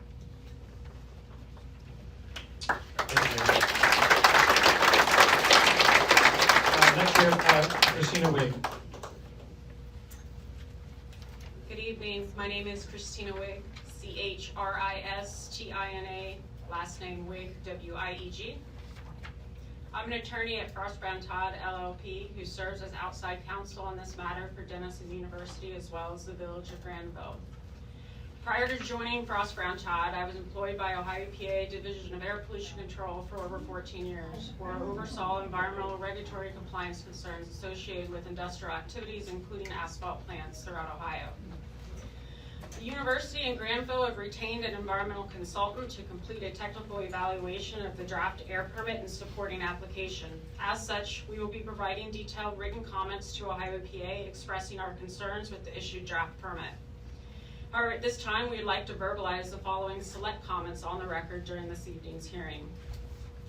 On behalf of our clients, Frost Brown Todd submitted a public records request to Ohio EPA on April 27, 2023, requesting documents related to the proposed asphalt plant, including the supporting permit application, which was not made publicly available. The requested air permit application was provided a month later on May 26, 2023. Additional requested documents remain outstanding, including responsive Ohio EPA Director's Office documents related to the Shelley plant.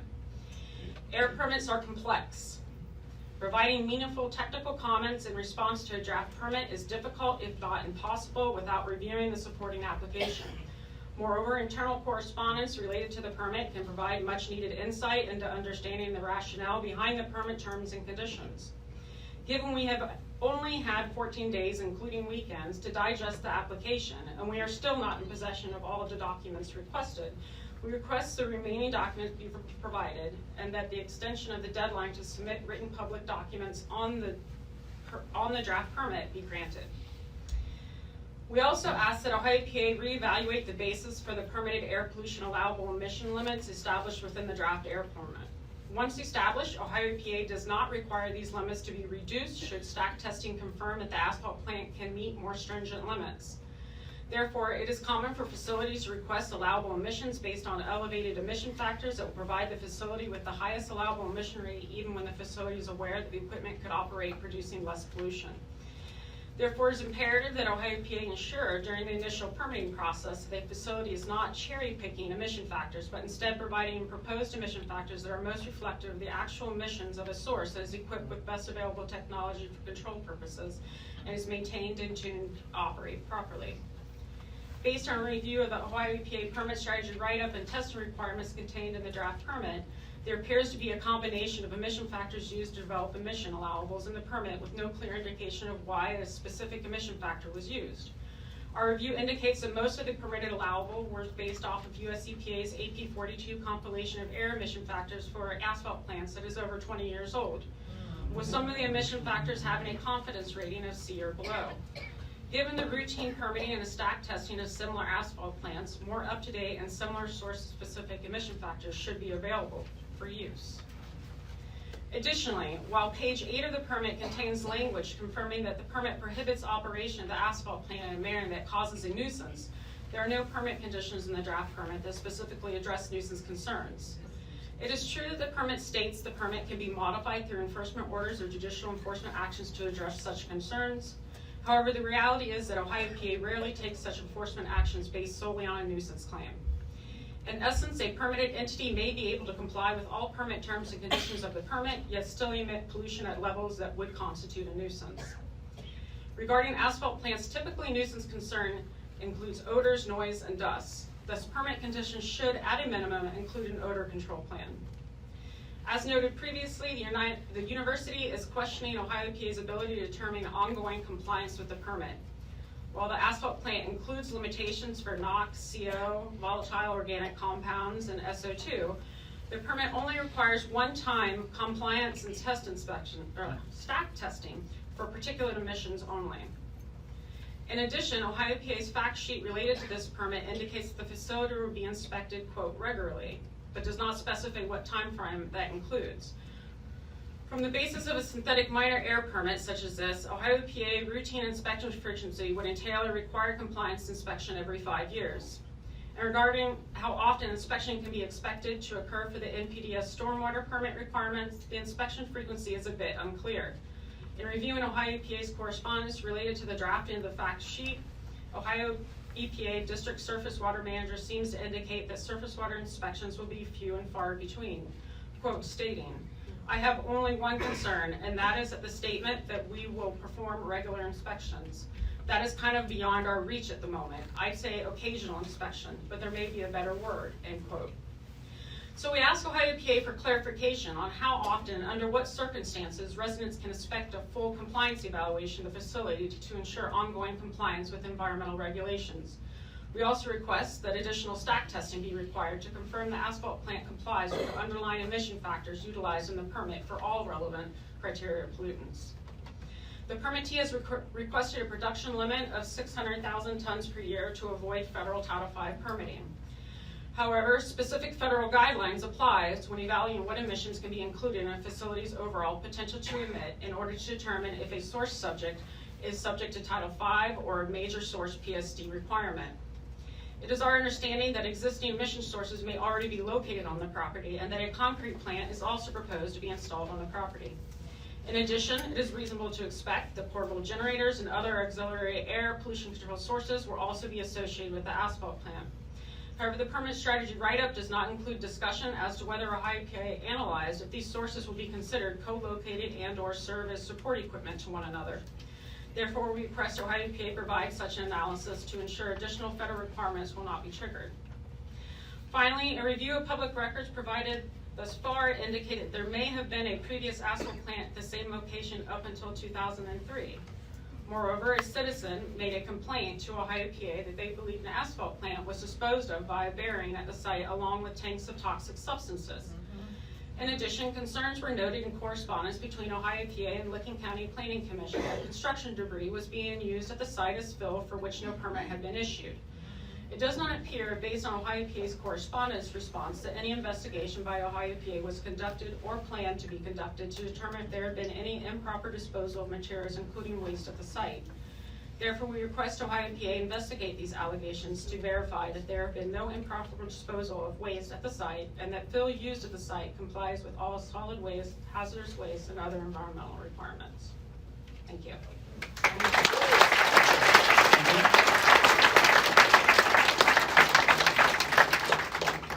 Next we have Tharp Road.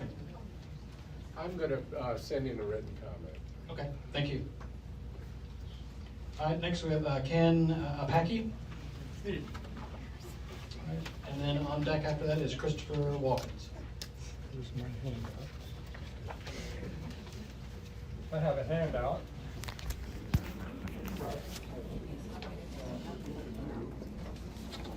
And I wish I had access to it. Yeah. I wish I had access to the slideshow so that everybody could see the slide that I talk about. My name is Kenneth Apache, A-P-A-C-K-I. I have provided you with a handout that contains my public hearing presentation as a slideshow, and attached to it are my comments on the entire permit. I will try to keep you with me by telling you what slide I'm on, and but let me know if I have left you behind. Slide number 2, I opposed the permit for the hot mix asphalt plant. I've reviewed the application from Shelley and the draft permit as an engineer. All 23 comments attached are attached. I will highlight just 4 of them in this verbal presentation. I want to highlight the air emissions do not reflect best available technology. The site is not appropriate.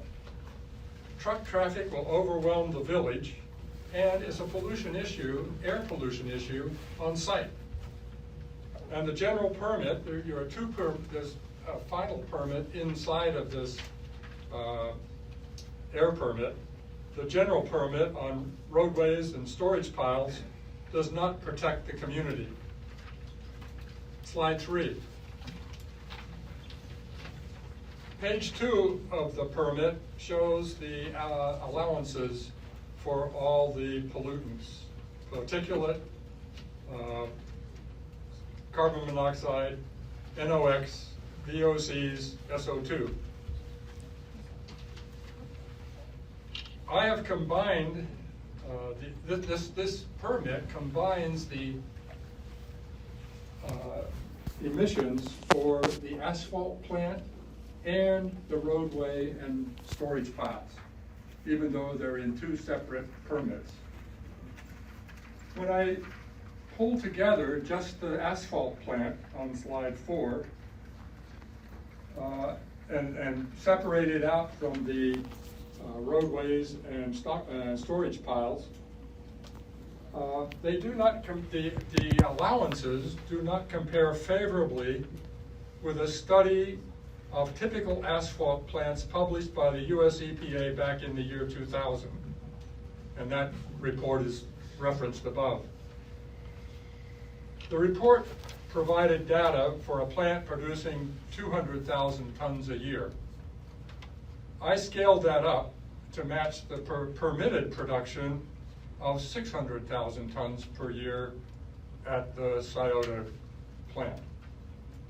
If the plant is using best available technology, which both the application and the draft permit imply, shouldn't it be better than a similar plant in the year 2000?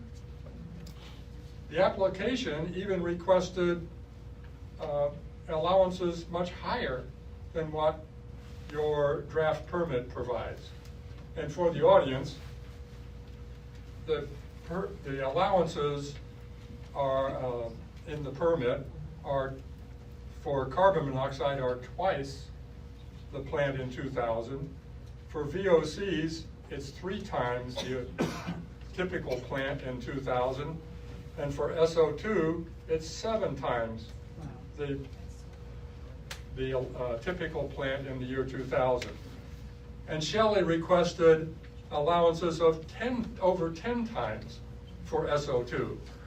So I suspect they're just padding their allowances so that they can relax their operation. Slide 5. I would like to comment on the site, even though you say that's not part of your jurisdiction. The site is a threat to the aquifer. The site is a threat to Raccoon Creek, and I give a bunch of reasons. The plant will be located where it threatens the aquifer and the Raccoon Creek and the communities downstream, Granville and Newark. Slide 6. I show a site plan, and in this site plan, well, to head this up, the permit allows the plant to operate in accordance with the application, if not overruled by the other details of the permit. And the permit does not mention the site, and it should. As you can see on the site plan, surface runoff goes to 2 sediment basins and then into the quarry pool. That pool is directly connected to the aquifer. There is no lined retention pond located away from the floodway. There are no protective surfaces on the driveways or under the storage tanks. And the site is a gravel glacial cane, so porous any spill or leak will go quickly into the ground and the aquifer below. The site has been elevated to the level of the 100-year flood level. So any flooding above that will wash the surface contamination into Raccoon Creek. Slide 7.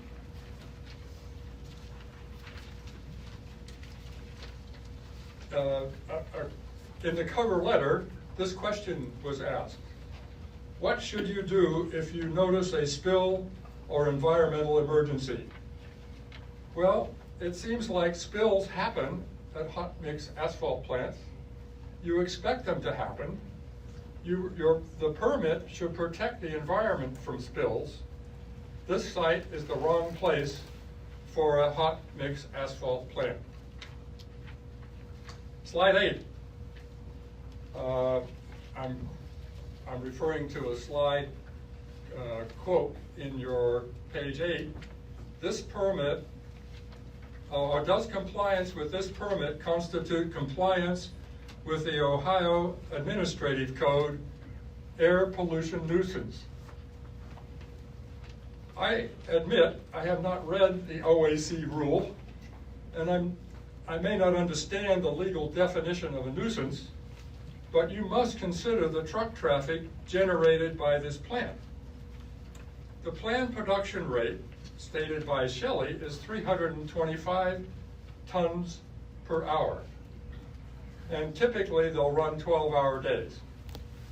That would require 700 to 900 trucks a day to load out the asphalt and supply the plant with raw materials. That is not light manufacturing. If, at times when they, next slide 9, at times they will operate 24/7. This will require 1,500 to 1,900 trucks a day, day and night. The permit for the roadways and storage piles allows production of 1,300,000 tons a year, even though the asphalt plant is restricted to 600,000 tons per year, half. That is the capacity of the 400 tons per hour and would require 1,900 to 2,400 trucks per day. So with these two volumes, annual volumes listed in your permit, are you planning to allow the plant to operate at 400 tons an hour?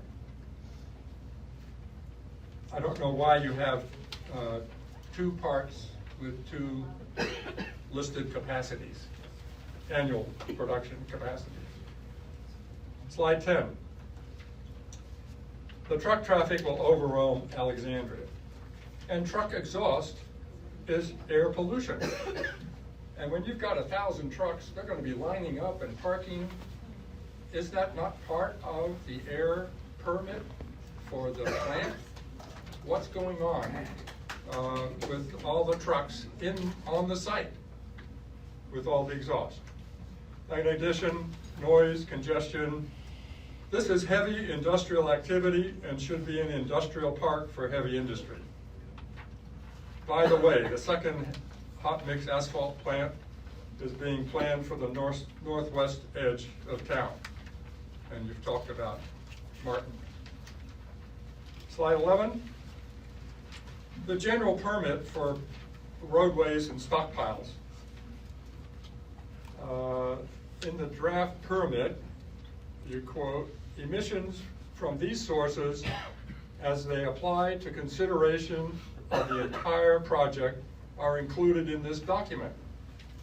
So even though you've issued the permit for roadways and stockpiles, I think you should allow comment about it at this hearing. Slide 12, roadways and parking. The roadways, the permit application anticipates water spray will control the dust. This is not likely with 1,000 trucks a day, so roadways should be paved. Is there a better dust suppression plan? Your requirement is that within 30 days of the permit, a plan should be provided. Has it been provided? I doubt it. I haven't heard about it. Right. But Mr. Mackey, out of respect for the other people who do wish to provide testimony, I encourage you to. Yep, I've got quickly two more sentences. Is there a better suppression plan? Calcium chloride, salt brine from oil and gas wells are inappropriate. And on this site, sitting over the aquifer. The storage piles. Why do the storage piles get an allowance based on 3 million tons a year? And another item, the emissions from the storage piles are required to meet best available technology for the permit. This is not best available technology. Nothing is enclosed. The 13 conveyors are dumping dust in the community. I hope I've shown air emissions do not reflect best available technology. The site is not appropriate for an HMA plant.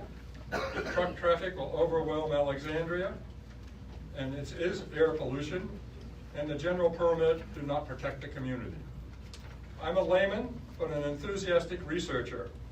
I presented my data and estimates to the Planning Commission, and I humbly ask that if I made any errors, show me where they are. I ask you also to review my findings and let me know if I had made any errors. Thanks for this opportunity.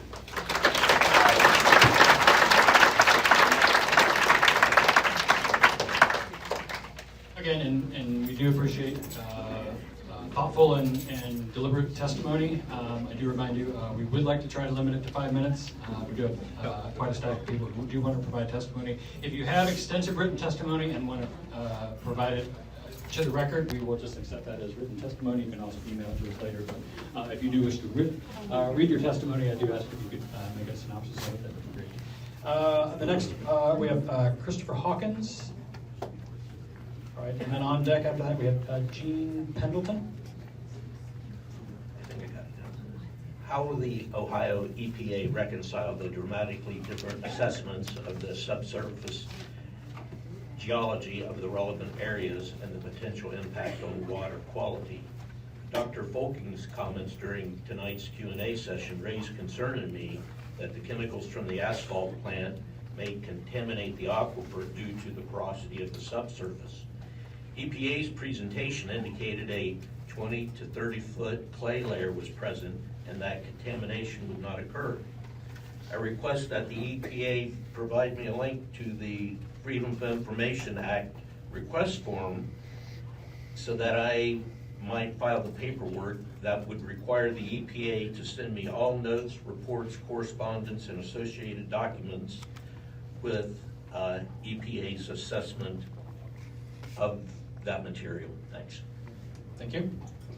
All right, we have Gene Pendleton. Pass my time. Pass my time. Okay, all right, thank you, thank you. Next we have Patricia, is it Klossler? She's left already. Okay. Next we have Robin Pendleton. Give my time to somebody that has taken the time to have all the facts and the research. All right, thank you, I appreciate that. Carl Jennings. I'll pass my time. Okay, thank you. Next we have Allison Riggs. And then on deck we have Tracy Barnes. Hello, my name is Allison Riggs, ALLISONRIGGS, and I live just outside of the village of Alexandria in St. Albans Township on State Route 37 at 2406 Johnstown, Alexandria Road. I live in the home my grandfather and my great-grandfather were born in. Within my family, it was the first home of my great-great-uncle, world-renowned dentist Willoughby Dayton Miller, who purchased the farm and farmhouse in 1892. On the Ohio State University campus, there are two erected statues. One is the former president, William Oxley Thompson, and the other is of my Uncle Willoughby.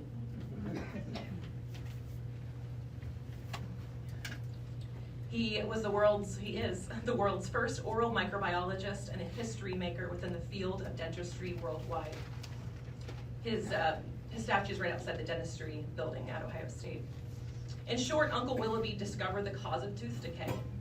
After Willoughby's years studying abroad in Scotland and Germany, he returned home to Alexandria and he bought the farmhouse my family lives in today.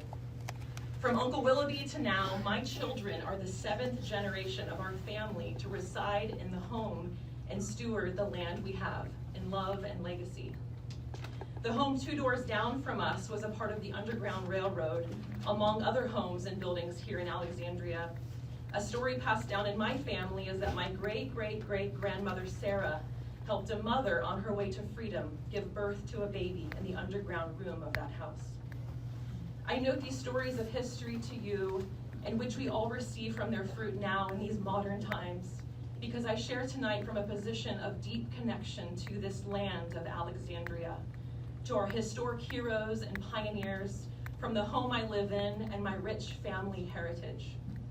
It is for a clean environment and landscapes free of smokestacks and unpleasant odors that I testify today. But it is not only for our physical health. I actively fight against these proposed asphalt plants and all other manufacturing and threats to our air and water, but it is also for the health of our soul. For all of the deeply held reasons so many in this community have found a dwelling in St. Albans Township. In knowing my neighbors, we did not move to Alexandria for asphalt plants, but to escape them. What do I and many of the citizens of Alexandria ask? It is simple. We ask that you allow us to maintain our rural beauty by upholding the existing standards and regulations that do not allow heavy industry. You will be remembered for your impact on the future of our families. Please let us remember you as having the confidence and character for doing the right thing. I close my testimony to you with a handwritten letter my daughter wrote on March 28, 2023, and she mailed it to the location of the proposed asphalt plant. Hello, my name is Honora, and I'm 9 years old. You can't put an asphalt plant next to my home. It will make the air not good to breathe, stinky, and it will make us sick. My family also has animals, chickens, a rabbit, and a dog, and my grandma and grandpa live with me, and my cousins live across the street. So why would you put an asphalt plant next to my house? Thank you.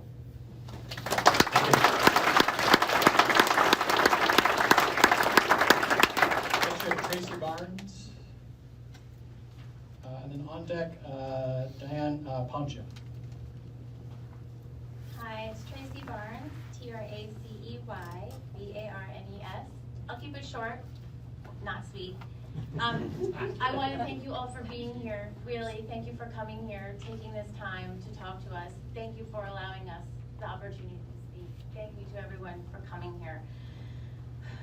My name is Tracy Barnes. I live with my husband and my 3 children in the village of Alexandria on an organic flower farm. I'm here to ask a question about something that I don't understand. How can a company, Shelley Company, with a long history of violations against you, Ohio EPA, come into an area that is extremely vulnerable to pollution and set up shop? In 1996, the Ohio Department of Natural Resources published a study on groundwater vulnerability and identified the area of Raccoon Creek to be highly vulnerable.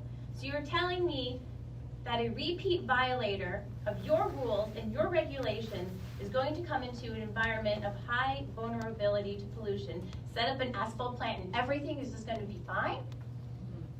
What is the consequence to the Shelley Company asphalt plant for violating the Ohio EPA regulations? They pay a fine, they are suspended temporarily, I don't know. They close up and move someplace else. What is the consequence to me of their violation? What is the consequence to my children, to the water, to the air, to the wildlife? The Shelley Company cannot undo the consequence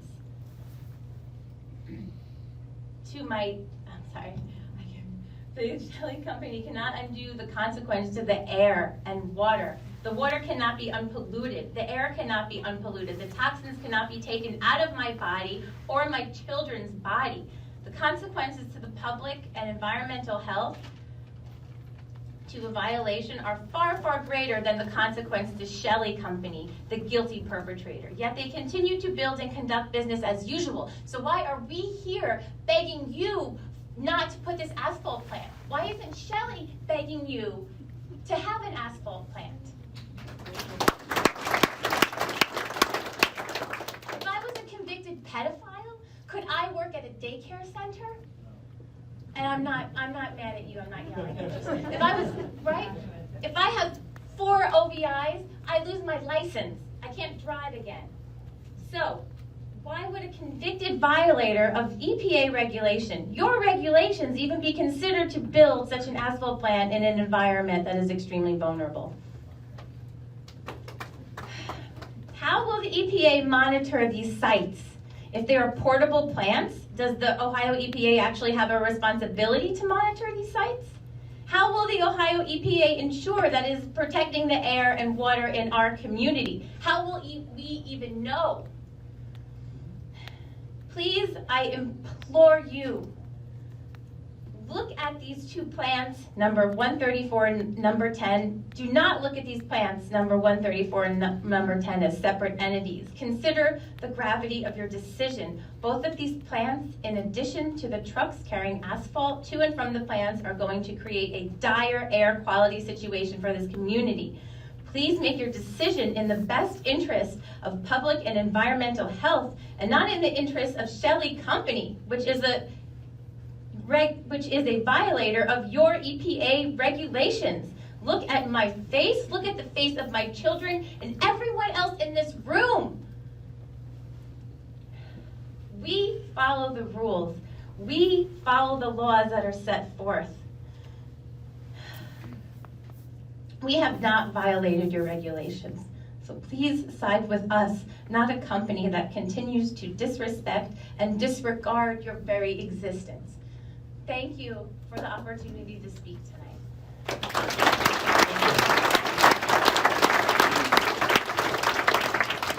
Diane Poncha. Diane here?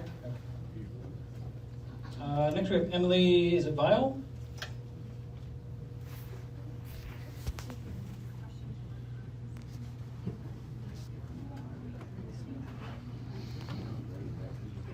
Yeah, if you did write comments on your blue card, if you want those submitted into testimony, you can just let us know.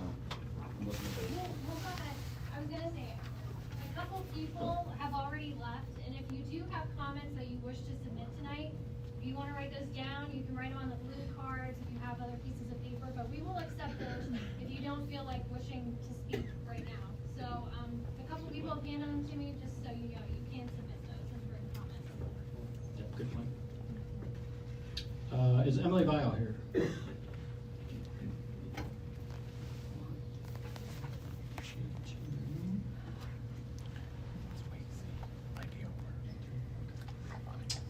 Phil Fraley.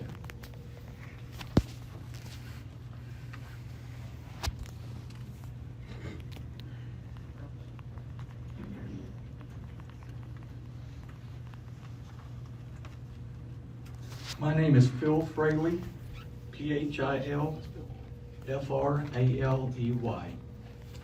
My biggest concern, and everybody else's biggest concern in here, is you're talking about inspection. You're going to do inspection, violation, and as we all know, Shelby is very bad at that. What happens then? Guess what? They get a fine. But the thing is, it's cheaper for them to pay the fine than to pay the $1 to $2 million to correct the problem. Why is that? Why don't the fine match the problem? You know, because when you're talking about $1 billion corporation, and then you're only going to fine them $5, $10, $15,000 a day, and if they try to fix the problem, it's $1 to $2 million. It's like, come on, it's not going to work. They're going to keep on doing what they do, and it's cheaper for them to pay the fines. My second concern is, like with Shelby and all the other issues, you said that with all the previous fines that they've had, that you don't take that into consideration when you're giving them their permit. You keep saying that you go back to Ohio. You know, you look in the Ohio records. Why don't we look at the national record to see what they do in other states? Thank you.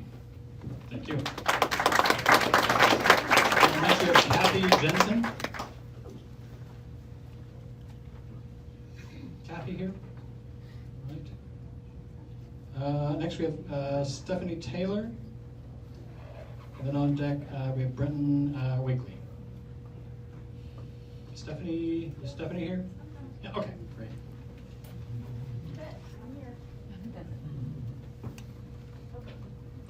So I'll try to keep it kind of short too. Stephanie Taylor, for the record, it's STEPHANIE TAYLOR. Okay, so I'm going to circle back to the question I asked earlier, which was about you not necessarily looking at these areas conjunctively, because, because actually, that's what my statement's a little bit about. After that, one of you did mention that sometimes you do, either at a state level or maybe a county level. So before I go into my little spiel, I'd like to remind you, just because it seems like you're very disjointed, all these different entities that have to work together for this to happen, don't seem to know, the left hand doesn't seem to know what the right hand's doing. So let's just make sure everybody knows that there is in consideration right now 2 asphalt plants, 2 concrete plants, 2 water treatment and sewer plants. What else? Oh, the largest manufacturer of microchips in the world. Like 7 miles from here, it's 6.9, I mapped it. That's what's happening. So what I would like to come to you about is, I'm a registered nurse. I'd like to talk about the kids. You guys have all kinds of rules and limits that you have set, but they're set for adults. So I'd like to give you a scientific fact about children. It doesn't work that way. They're not just small people. They're not just little adults. They have a separate, special set of physiologic factors that cause for them to actually not be able to detox their systems the way that adults can. It's their metabolic rate, namely their proportions, their whole entire detoxification system. So all of that comes into play. That's why we in medicine give children different doses. It's not because they're little adults.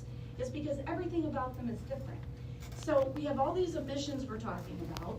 We have fugitive emissions, which we haven't talked about. So those are the emissions that the industry, of course, is aware of, but we can't really collect too much data on those, right? For everybody who doesn't know, fugitive emissions are huge. Like, this is the stuff, they can be huge. This is the stuff coming off of trucks, conveyor belts. You can't do a smokestack test on that. So we're gonna drive those right down the middle of Main Street. Guess what else is in the middle of Main Street? Our bus stop. 4 times a day, we unload 4 busloads of children in that street. We're gonna run trucks down. They're gonna smell this asphalt plant. They're gonna breathe in the emissions from all the trucks going down the street, while they're breathing what's 0.6 miles that way and 0.4 in the other direction. How can we sleep at night with this information? How can any of us sleep at night knowing this information? Lastly, I would just like to say, if you drove in off the freeway tonight, some of you don't seem like you're familiar with the area, perhaps not even from Ohio, from whatever tonight. So if you drove in off of this freeway and you pulled up to this church, you thought, I'm in the middle of a field, there's hardly a house, this is a perfect place for an asphalt plant. What I challenge you to do is tonight go out of the church and go west, and immediately you are in the town of Alexandria. To be proper, the village of Alexandria. It is a historic, home-lined, beautiful street. That is our town. This right here is the face of that town.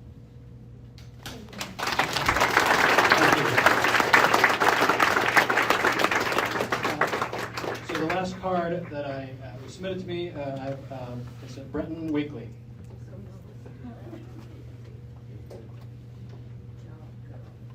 Brenton? No? Okay. So that is all the testimony cards that I have. Is there anyone here who has not testified and wishes to? If you want to step forward? No. Okay. Sir, you want to go ahead and step forward and provide your name and spell for the record?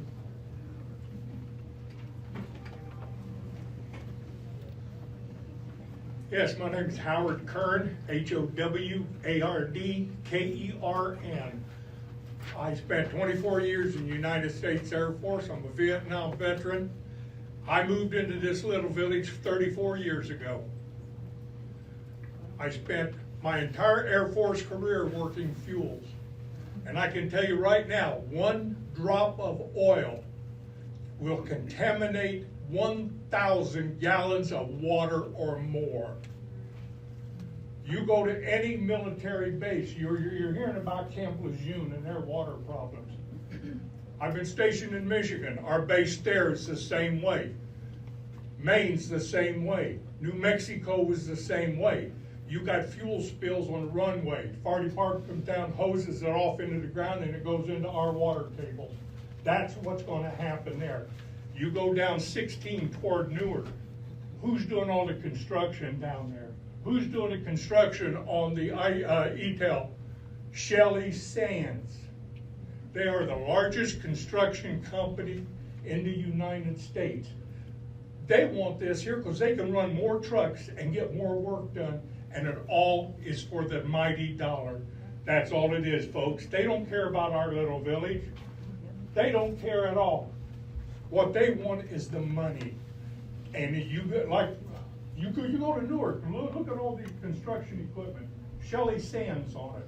Go out where they're doing the ETEL. Shelley Sands. That's all I have. Thank you.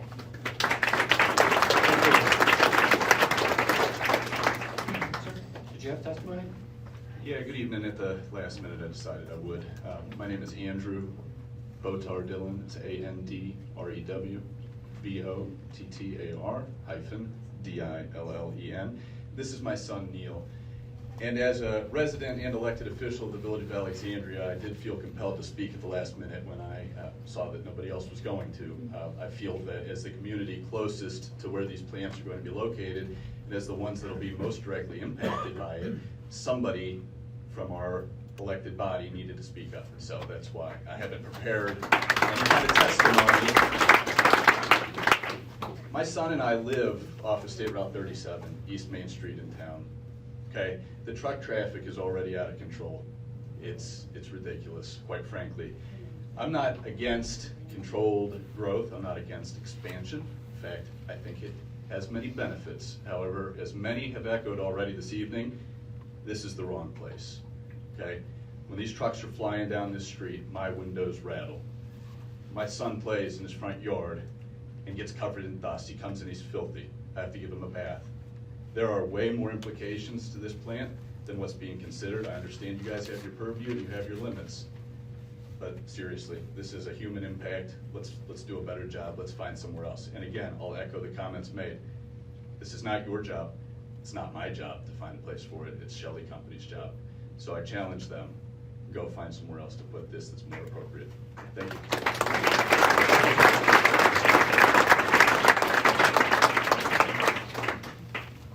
Before we close out, anyone else that wishes to provide testimony? Yeah, I am. Yeah, in fact, that's my very next slide. Okay. Yeah. So the next steps here are again, if you still have comments you wish to submit, you can submit them on the record through next Thursday, June 15th. You can submit them in writing, and there is Ben Halton's contact